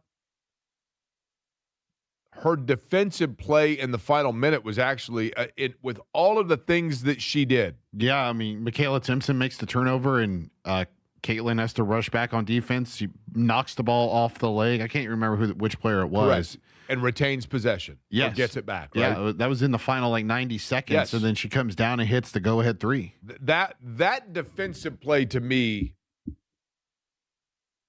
great players find the moment. Great moments find the player. That's just one of those where you're like, yeah, that's why she is the face of that league and that franchise right there. Moments like that, aside from all of the shots and everything that came with that. But the question is this, offensively speaking, and I know that the personnel was a little bit different, but in the style that they play, Saturday night, she has 17. Kelsey Mitchell has 33. Yep. And yes, she had 10 assists to go with her 45-point night. But so much is going through her. And I know it sounds crazy to say, but you have two variations, one where their offense is maybe more balanced and the other where it is so guard epicentered. Of the two, you found their offensive fluidity to be better on which night? Well, night number 2, and that's because they were playing much better defense in the game against New York on the second night, a Segababa, if you will, against the Liberty. And Aaliyah Boston was there, as you noted, so it helped make the offense flow a little bit easier. I thought on that game Friday night against Seattle, Jake, it was very apparent, at least in the first half, that the Fever were only going to win that game on the backs of Kelsey Mitchell and Caitlin Clark because nobody else was really stepping up. Mo Billings ends up stepping up in the second half a little bit for a Fever high 16 points, but between those three of Mitchell, Clark, and Billings, they scored 91 of the 110 points. Outside of those three, the offensive production just was not to be desired. And so I think Caitlin Clark recognized that, and so did Kelsey Mitchell. So they step up their games a lot in the second half. And Caitlin notably gets to the line 19 times. So she wasn't settling for a lot of jumpers, and she was attacking the basket and getting to the rim and being able to finish through contact. And then so it results in the defense having to change up how they defend her, opens up things for her on the 3-point line. She makes 6 of her 10 attempts. The turnovers were at a minimum. She did turn it over 4 times, but usually when we've seen some of those high assist games like that, it's accompanied with 6 assists. But I thought in terms of your question on the offensive fluidity, much better on Saturday night because they were getting stops defensively. Checking my numbers here, by the way. I don't know what this says about the person that bought these, but the first, it's the daily 3 ticket that I found in the parking lot, and the number they picked was 911. Is this somebody that's expecting catastrophe in their life? They got to call 911? Are they that desperate from a financial standpoint? They're dialing 911? Is that what this means? I hope not. Maybe they're talking in what, not Morse code. What is it?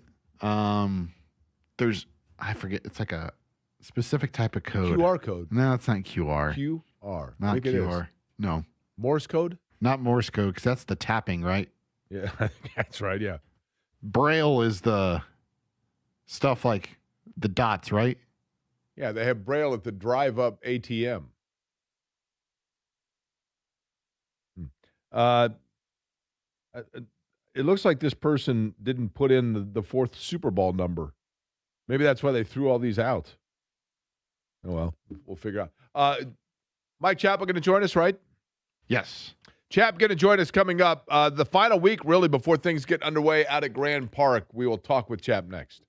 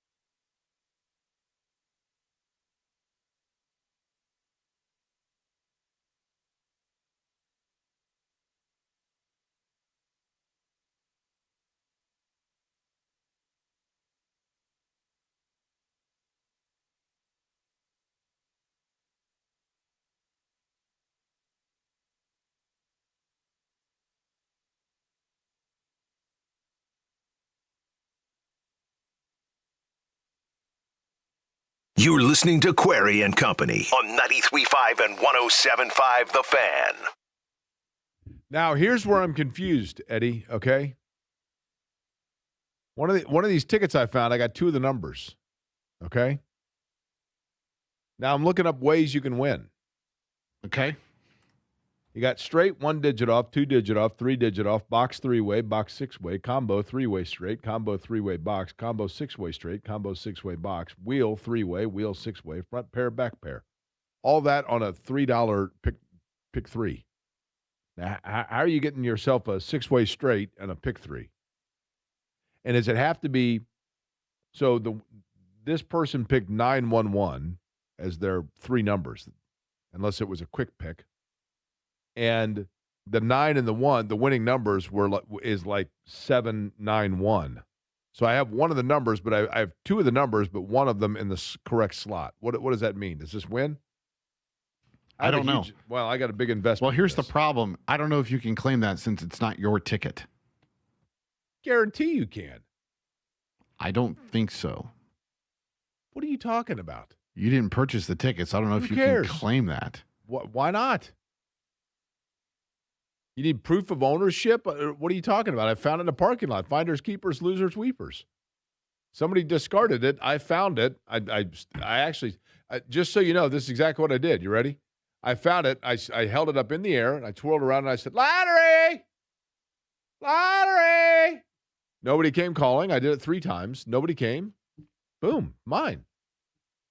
When you go to cash in one, they don't ask for proof of purchase, right? What are you supposed to carry around a receipt? You have to look at the state's rules to see if they will allow it. What do you mean if they would allow it? If you're walking down the street, do we have Chap? Yeah.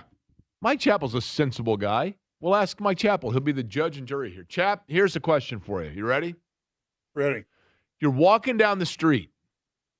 Just walking down. There she was, just walking down the street. Do-ah-diddy, right? You're walking down the street. You look down. You notice some debris. You're a sensible. You Mike Chappell, you take pride in Beech Grove, Indiana. You want Beech Grove to look its finest, right? So you see some litter.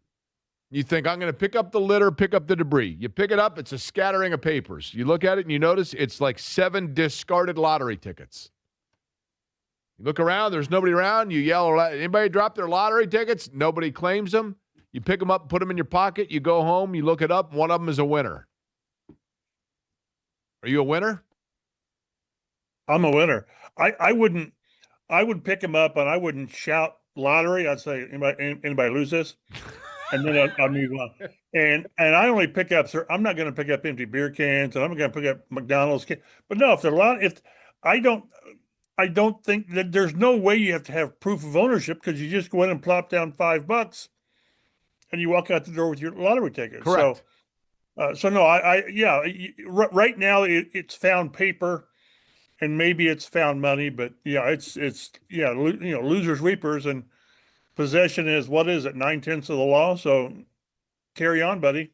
Thank you. See, Eddie, there you go. That means that this is now 2-1, Eddie, in terms of the vote on this. Speaking of that, by the way, Mike Chappell's on the Swab Men 2-in-1 hotline. Chap, let's talk about lottery tickets. A year ago, it appeared as though the Colts found a lottery ticket in Daniel Jones. The fact that here was something that they picked up and they didn't even have to yell it very loud. They claimed him. And it looks by all account like, in fact, this guy's going to be ready to go, which it stuns me. Kudos to it, right, and to him. Now, the question I have for you is the workouts that we've seen out of him, the video that we've been able to see of him and the movement that he had in OTAs is different even than in camp. How do they handle him going into it, and when will we get a true feel as to the speed and the movement that's necessary for that Achilles? Yeah, so far all we've seen from the media time is him working in 7-on-7, and he's doing everything. He's going through the motions. Maybe if you were a quarterback coach, you could see a hitch or whatever, or a little limp. I don't see it. To me, it's one of those, if you didn't know he tore his Achilles, you probably wouldn't know. But at the same time, it's all been controlled. And it's not that forced. I realize he's not running a 100-yard dash or whatever. But to play quarterback, you still need those sudden movements to where there is a sense of urgency where you get the ball out when you 5-step drop, then the ball comes out, or you sprint out. We haven't seen that. I'm sure as I'm sitting here that he's done that with the trainers. We only see, a snippet of what they've done. We don't see behind the scenes what they've done. I'm guessing next week that the first time that they play 11 on 11, he's out there. Now, whether it's full bore at the start, I don't know. We'll see that, but it'll be a ramp up period. I don't know that he'll take every team rep next week. I think he'll take most. And again, I would be surprised if he gets the old veteran day off after 3 or 4 days. I don't think that's what they'll do because they can monitor his reps. But no, I think he's going to be ready to go. I keep going back to some guys that haven't come back from this as quickly as you want. Eric Fisher, remember the left tackle? They got him that one year with coming off the Achilles, and he played early and wasn't quite the same. It's different. It's position specific on what you need to do. I think he'll be ready to practice at a relatively full speed next week, the week after. When will we know? End of training camp. We're not going to see him in preseason games. Maybe the best test will be the first joint practice with New England, and then certainly the next week with 2 with Atlanta. Then we'll see, because he'll be out there with as much full speed. You still can't hit. You're still not supposed to hit the quarterback. They'll have the red jersey, but you'll be able to see that he did what he had to do. He's played a position. He avoided a sack. He couldn't avoid the sack. I'm guessing that first joint practice, we'll have a really good idea where he's at. Probably a question that I'll revisit once we get closer to it, Chap, and I'm always fascinated by this. Mike Chappell is my guest here. He is on the Swabman's 2-1 hotline. When you have the joint practices, how much do coaching staffs talk to one another ahead of time of, hey, can you do us a favor and present us this look? I want to see how we look against this sort of a set or this sort of a defense. Is any of that discussion take place at all? Sure. I think more so it's how do you run your practice? Do you guys hit? With the Colts, it's always been like with running backs and more so running backs. You kind of thump them on a running play. You thump them, but you don't bring them to the ground. Receivers, again, you're not going to just lay a guy out if you have the chance, but you have to play the position. But everything else is it's like hitting, offensive line, defensive line, and all that stuff. So no, that you because you have to be on the same page with. Maybe you got a wacko coach with some team, and they do the Oklahoma drills, and they knock the snot out of people. Well, most coaches don't do that, so you'll get those ground rules. But no, then I'm sure there's times, hey, we really need to look at this. Can we work this into this section of the practice? But more so, it's how do you do things, and if it's different, how can we compromise? But yeah, that's why again, you normally see teams that are familiar with each other to some extent.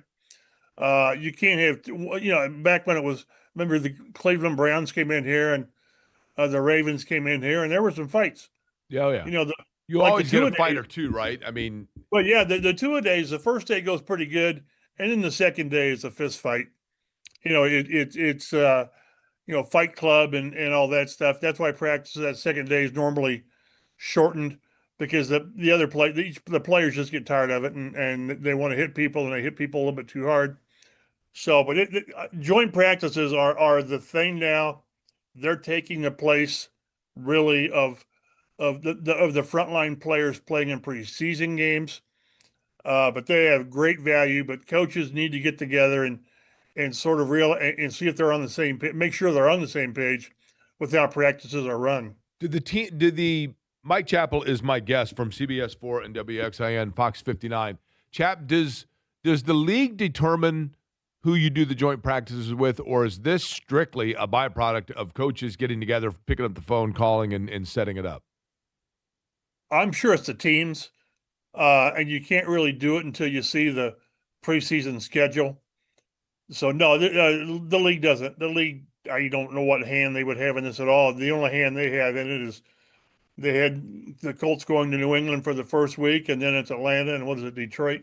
Whoever the third game. I'm not sure. I can't fuzzy. I'm back on the clock starting this week, so I need to get back in. Well, I'm sorry. I mean the joint practices, like in terms of who you're joint practicing with. No, it's spun off of the schedule. That's right. Okay, yeah.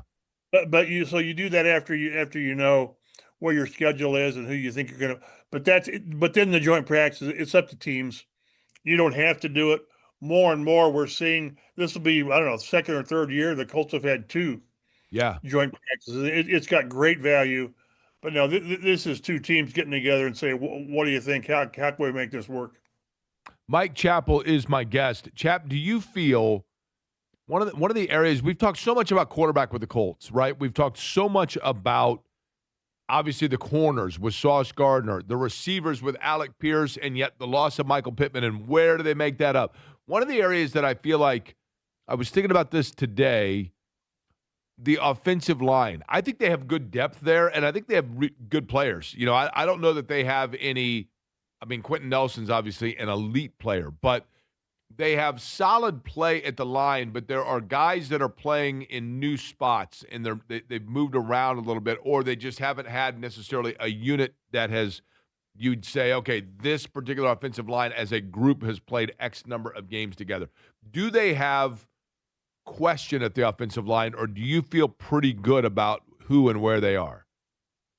The question I've got is right tackle.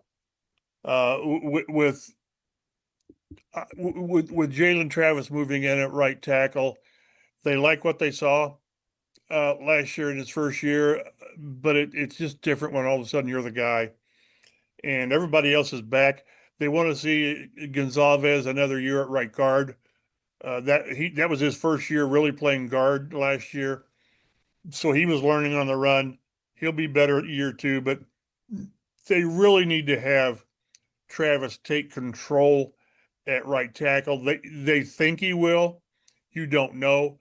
But then, because if that doesn't work, then you're messing things up. Then you might move Gonzalez to right tackle, tackles his natural position, and then you can find guards with Dalton Tucker or whatever. So I like the group, but Jalen Travis has to be the guy. And the other guys, again, Ryman's is a solid left tackle. Quentin is Quentin, and Bortolini is going to be a really good center. He will be Ryan Kelly level. He has played well, right? Already.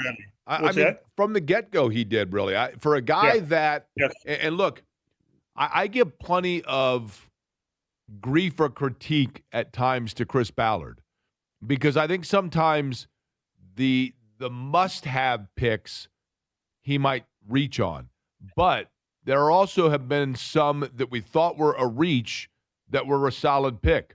Bernard Ryman, to an extent, was that. And I think Bortolini was because he was one that he came in with a variety of offensive skill set, but they saw it as, no, we think this guy can play center. And Chap, would you agree? I think he deserves some credit for learning that craft fairly early and acclimating very well to it. Yeah, in certain positions, you just want the continuity. Left tackle jumps off the table. You need to have that guy. But then center, he's the quarterback of the line. He gets people in lined up in the right pass protection, and he's done that. We've just seen too many instances over the years of where you play revolving door to position. That's fatal at left tackle. It just is. It paralyzes your offense. But center, it's really kind of crazy that Quentin Nelson is one of your top 3 players on the team, regardless of position.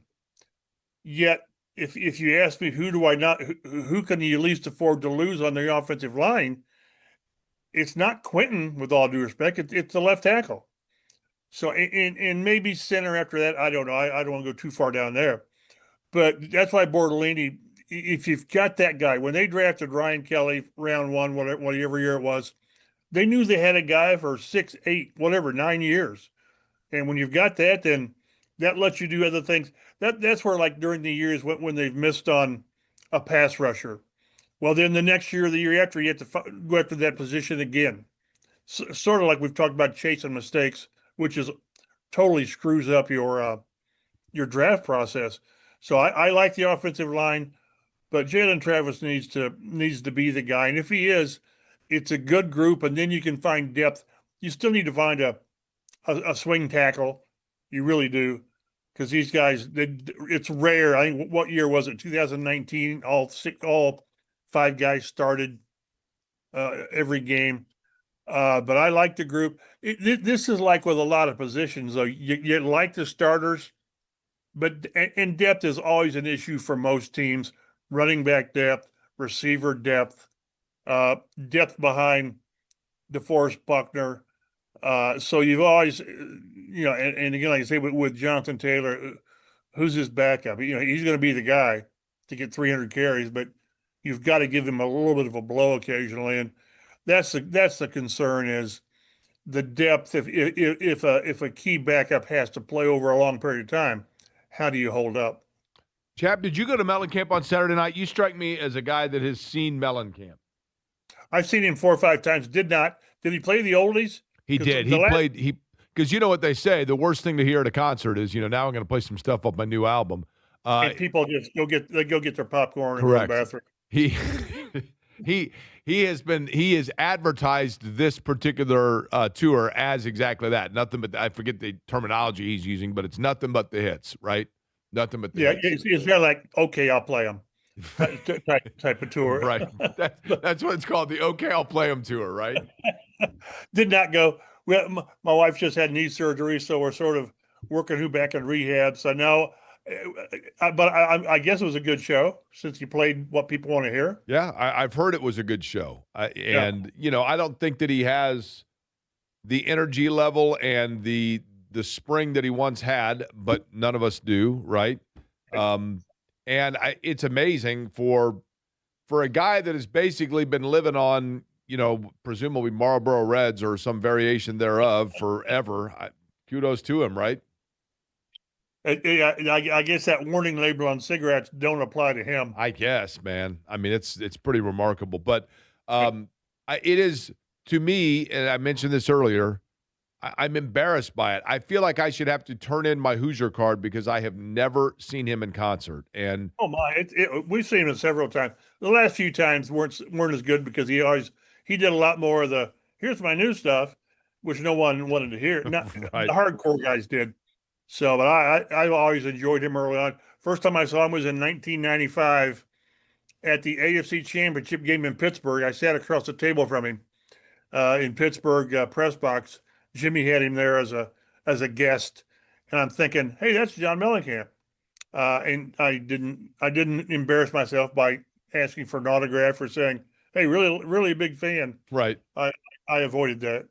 I think I told you, chap, about because we had a conversation. I know, I think you were part of this conversation when we were all talking about it at the Indians game when we did the Friends of Robin Miller night, at which I'm, let's face it, I'm the leech of that group, and I'm aware of it, but it's awesome to be there. And when Irsay did the Jim Irsay show, I think I told you this story, but I'll share it with the listeners. When Jim Irsay did that Jim Irsay show at Galleons when I was working at Channel 6, and it aired on Channel 6, and he would bring in, Chap, it was amazing. I mean, it was this variety show, and Irsay would just kind of wing it, which I got all the respect in the world for now, right? And one show we'd show up and he'd have the Smothers Brothers there, and the next one it's a guy from REM, and the next time we'd do it, and it was unbelievable the people that he would have on there.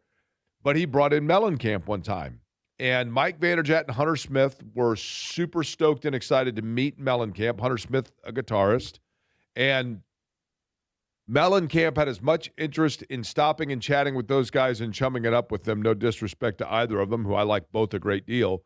Mellencamp had as much interest in that as you and I did of tomorrow, road tripping together to drive to Arkansas, right? Right. And he's walking out, and Hunter Smith says, man, I want nothing more than life itself than to say that you played Jack and Diane on my guitar. And Mellencamp grabbed it, went bring, bring, handed it back and said, you can tell everybody that's a little ditty, and turned around and walked off. And I thought, well, that's not exactly a personable fella. but a great entertainer, no doubt. But he and Irsay were tight, right?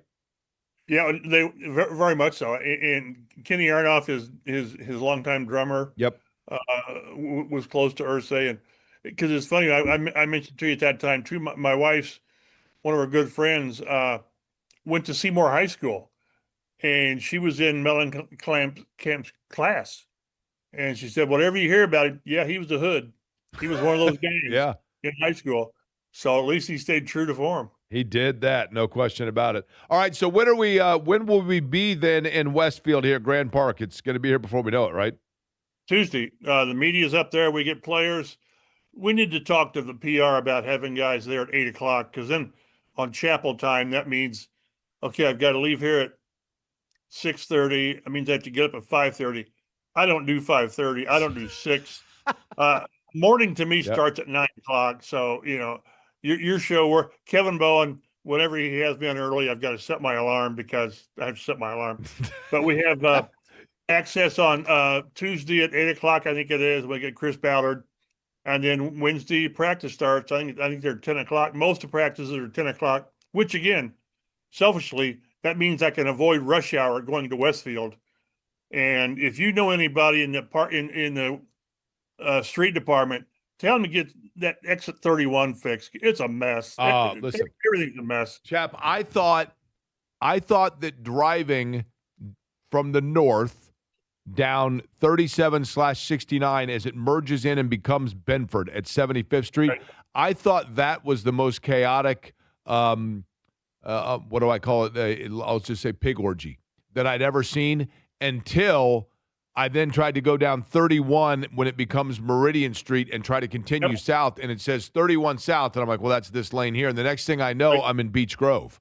So, all of the stuff, most of the stuff we do with my wife and I with hips and knees and all that, we go to Forte up there, Forte Sports, and it's like 106th and Illinois, whatever it is, and you get off at that exit. Well, now you have to get on 31 North. I know. Go down an extra exit, and it's just the next thing you know, you're in Peoria, right? And you got to turn around. It's a cluster, and I'm glad on one hand that people are working, but I'm going to see orange cones and barrels in my sleep until I go. And it changes. I had to go to a place today, and I went downtown, the 65-70 split. They've been working on these areas for the 69 exit. They've been working on that since I lived in Anderson, for crying out loud. So I'm glad people are working, but boy, they're messing up with my tolerance levels. I can pay all this off once I cash in on this found lottery ticket. I'll just I bet you're going to get like $5. You're going to get like $5. That's okay. Hey, listen, I ain't no fool. I'm using that $5 to spin it right back on 5 new lottery tickets. That's what I see from the people refinancing their house with the plastic sleeves in front of me at the gas station when I just want to come. That's right. Oh, my mom I used to go down to this gas station every day or every week for her to get those 4 or 5, it was like $17.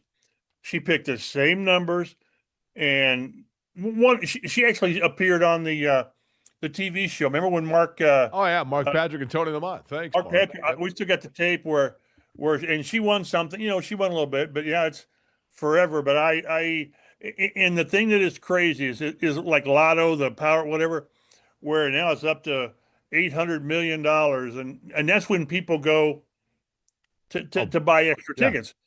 Because it's life changing. Well, you mean like $2 million wouldn't change your life either? Or people think I'll be sneaky because it's only 17 million and my odds are better because fewer people are buying it. I'm like, you're competing against the numbers, not the number of people. That's exactly.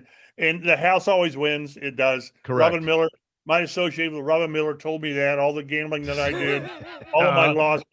I got tired of going to the credit unions to SAR and taking out $200 every other week to pay my losses. So I understand the draw. I really do. I understand how it can grab you like Art Sleester, but you're better off staying away from it if you can. But I understand the enjoyment. Chap, we will see you out in Grand Park in Westfield before we know it, and I'll make sure that both of us are wide awake. I'll give you the wake-up call, all right?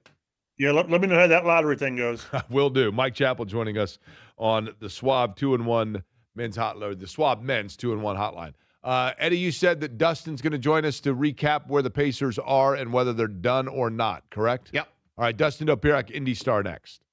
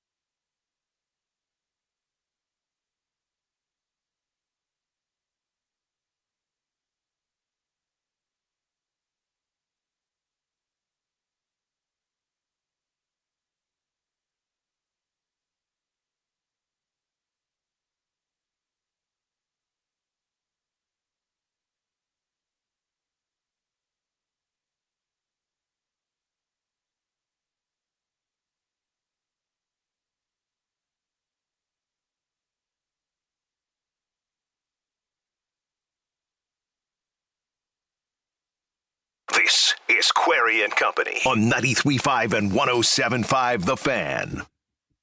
Eddie, you got a big afternoon lined up? Yeah, working.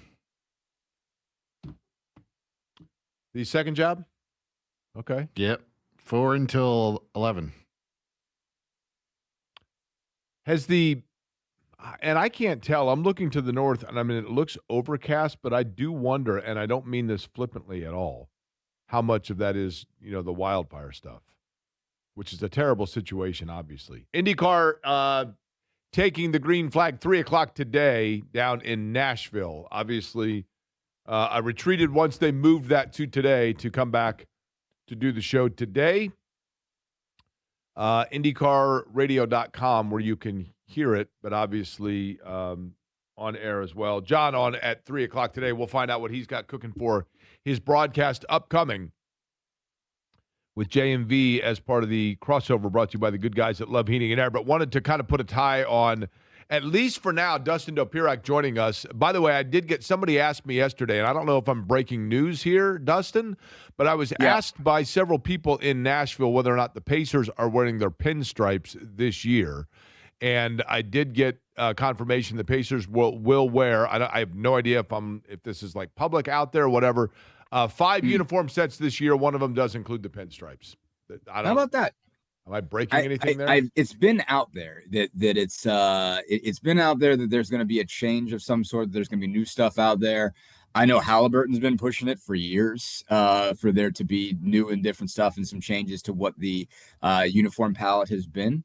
So that's cool. The pinstripes are going to be back involved. I think that's those were fun in the day, and I think that's going to be a cool addition. So we're going to see what all they're doing here. It's funny because when you are a franchise that has had variation of uniform, typically people you will find, it is my opinion, that if you ask people which was your favorite, usually it's the one that the team was wearing between when that person who is spouting about it was between the ages of like 13 and 20, right? You know what I mean? Like your adolescence is the key thing. But in terms of those that are going to be wearing the uniform, I wanted to get to this, Dustin.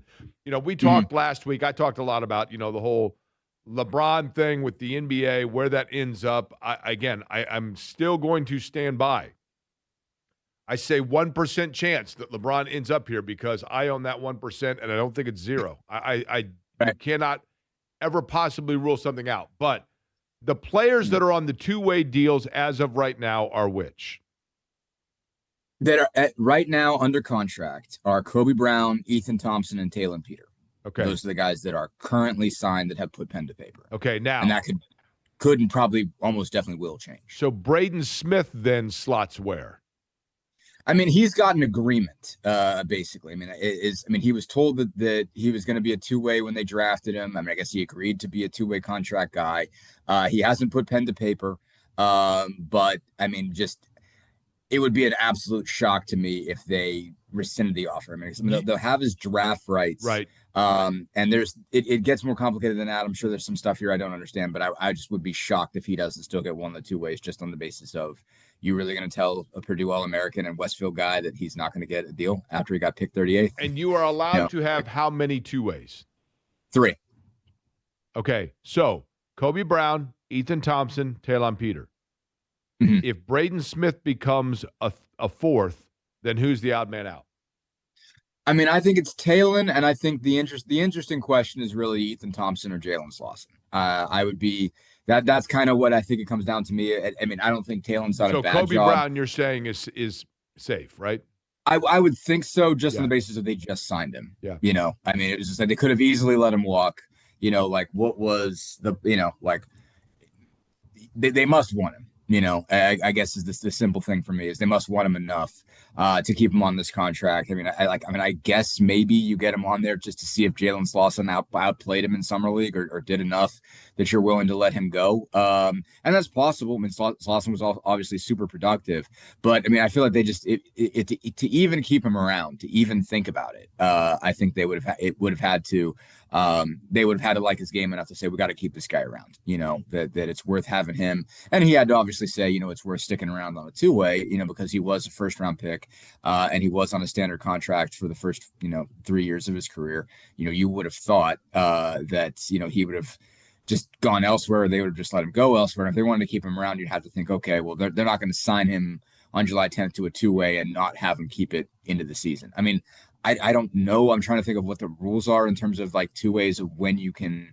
I mean, I think they can only be occupied by three people at any given point in time. And I guess you can keep two guys around on a camp deal and then have them play it out at camp and pick your 3 out of 5 from there.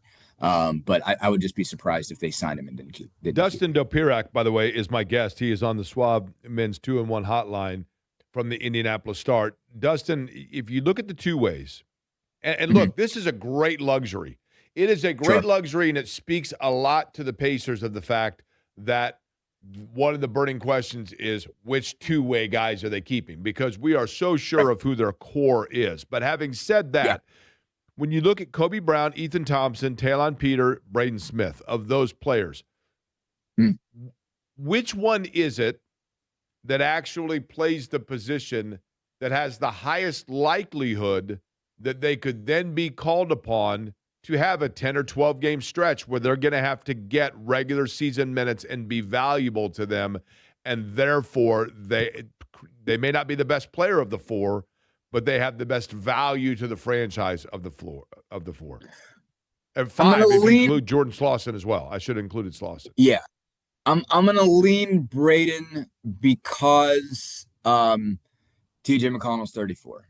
That's the, I mean, like, I feel like it could go any direction for any of them, because I mean, with Peter Thompson, Slauson, and Brown, they're combo guys. So, I mean, like they're part of the reason that they're of interest is because they can play, Peter or Thompson can play the 2 or the 3. Peter can technically play the 1. Thompson can technically play the 1.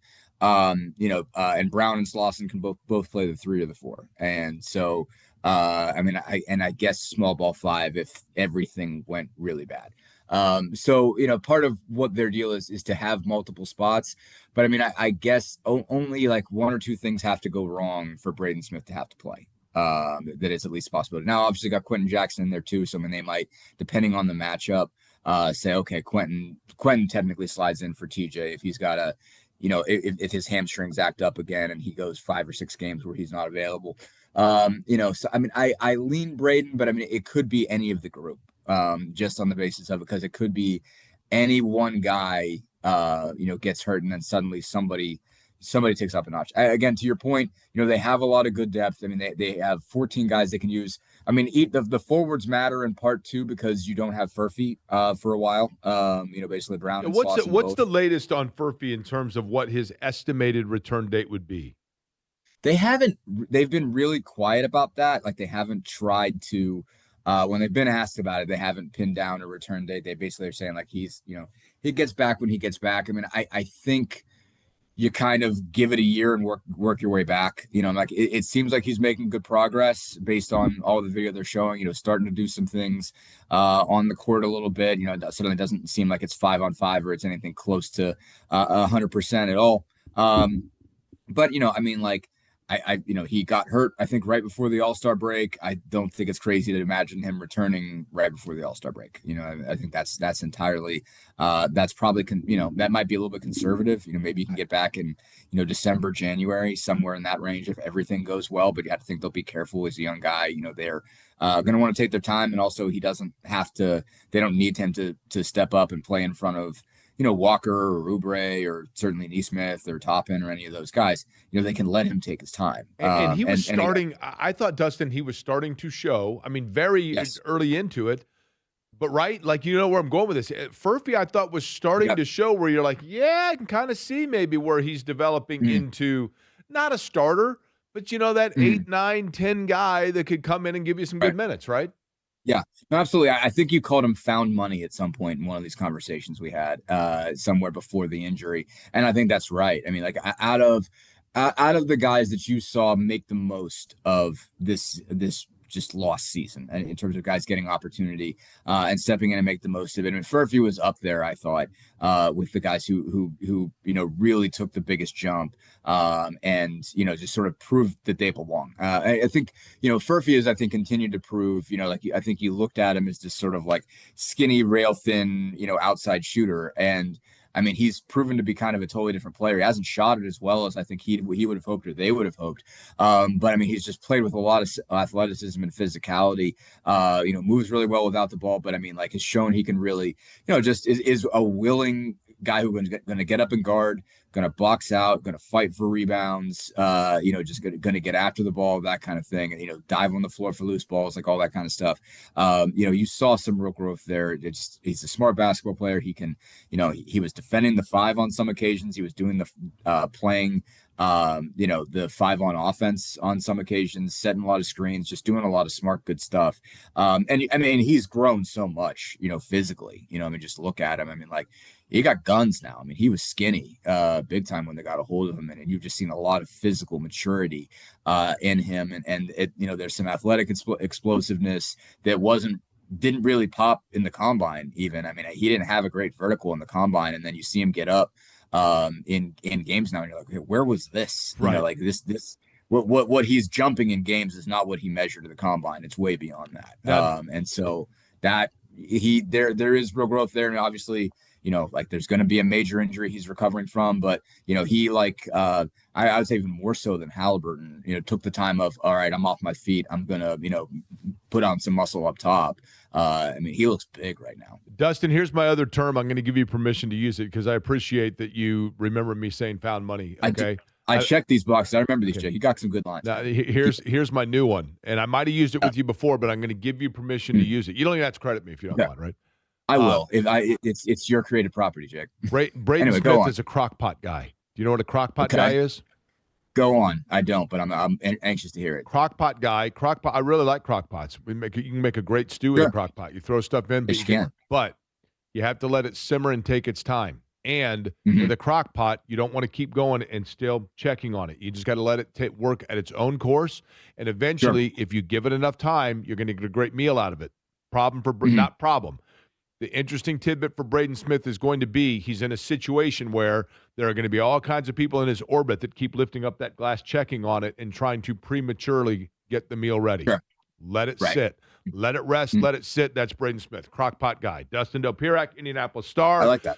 Swab Men's 2-in-1 guest line. Always a pleasure, Dustin. We'll talk to you soon, all right? Absolutely. Sounds good, Jake. Thanks as always. Dustin Del Pirak joining us. Again, crockpot guy, Eddie. I like that one. That was one I came up with right here off the top of the noggin, right? Really? Did you get a hold of J&V?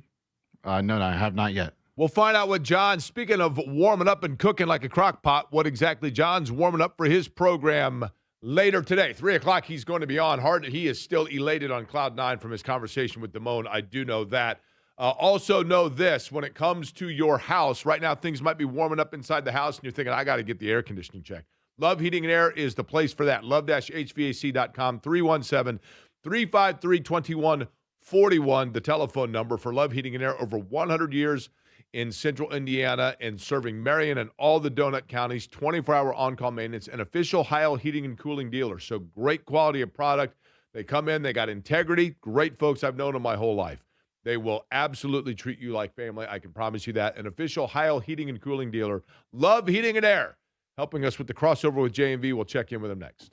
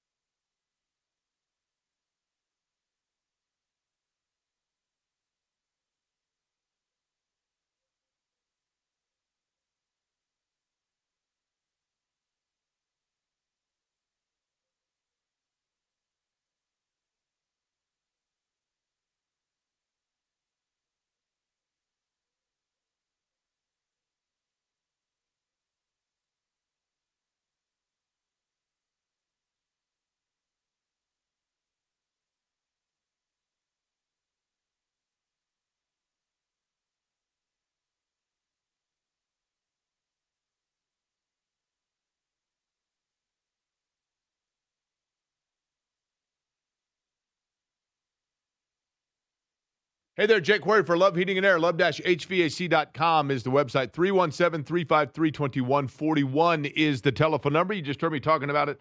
Heil Heating and Cooling dealer. That means the very best in equipment. And what I love about them, the integrity of it. I have seen on 2 different occasions people that called and said, you know what, I've got something going on with the furnace. I need to get it checked, or air conditioner. And they came out. It was not a big job. They didn't try to upsell them. They just said, here's where things stand. That's the kind of integrity that you want. And then you get the 24-hour on-call maintenance. I've known Chris and John Love my entire life. They are generation number 4 of the 4-generation family-owned business. An official Heil Heating and Cooling dealer, 317-353-2141 is the telephone number. Love-HVAC.com.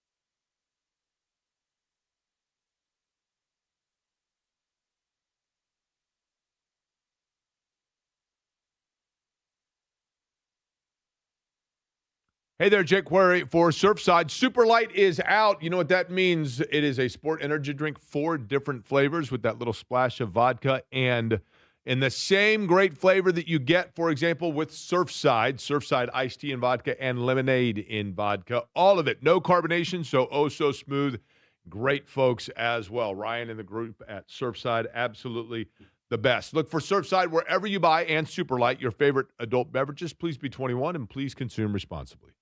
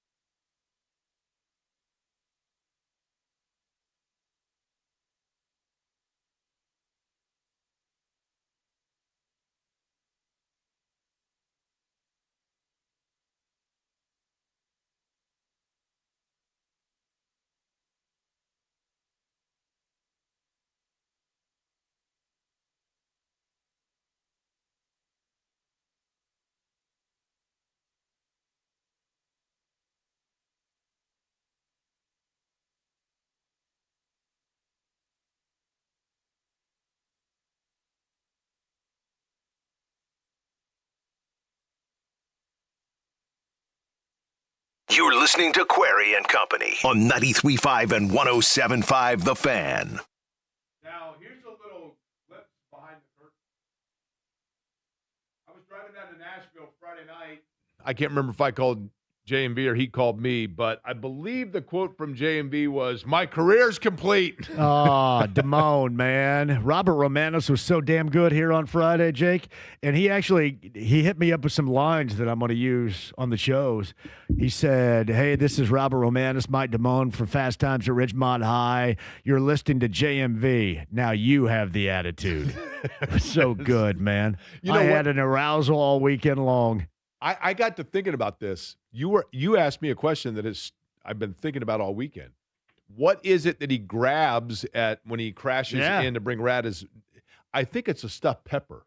I thought it was some kind of big olive of some sort. He takes a bite out of it. It looked like a big olive. Well, obviously it was some kind of German place. So what really gross looking Germany thing would you be biting into? Do you remember what he was watching on TV when Rat calls Leave it him? to Beaver. It was the episode where Beaver went up to the top of the billboard and got stuck in what he thought was the cup of coffee. Hey, Beaver, come on down. Yeesh, I'm really kind of busy, Ray. What's on the big program today? I'm not quite sure. I think we're going to figure it out. I know that Stephen Holder is here. We're on the verge of starting training camps. We'll talk some NFL World Cup over the weekend. By the way, Eddie, I hate it when you guys do that, man. You cut out my ear to microphone to me. It's weird. No, don't do it ever again. You just did it right there, too. It's weird. That doesn't seem right because it cuts out the voice to my ear. Is it supposed to do that? Yes. Yes. Is it really? Oh, yeah.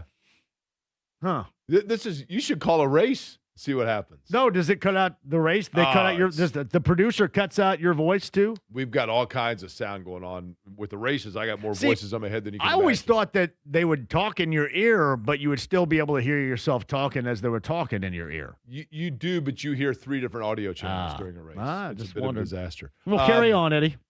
All right, so one more time, what's on today?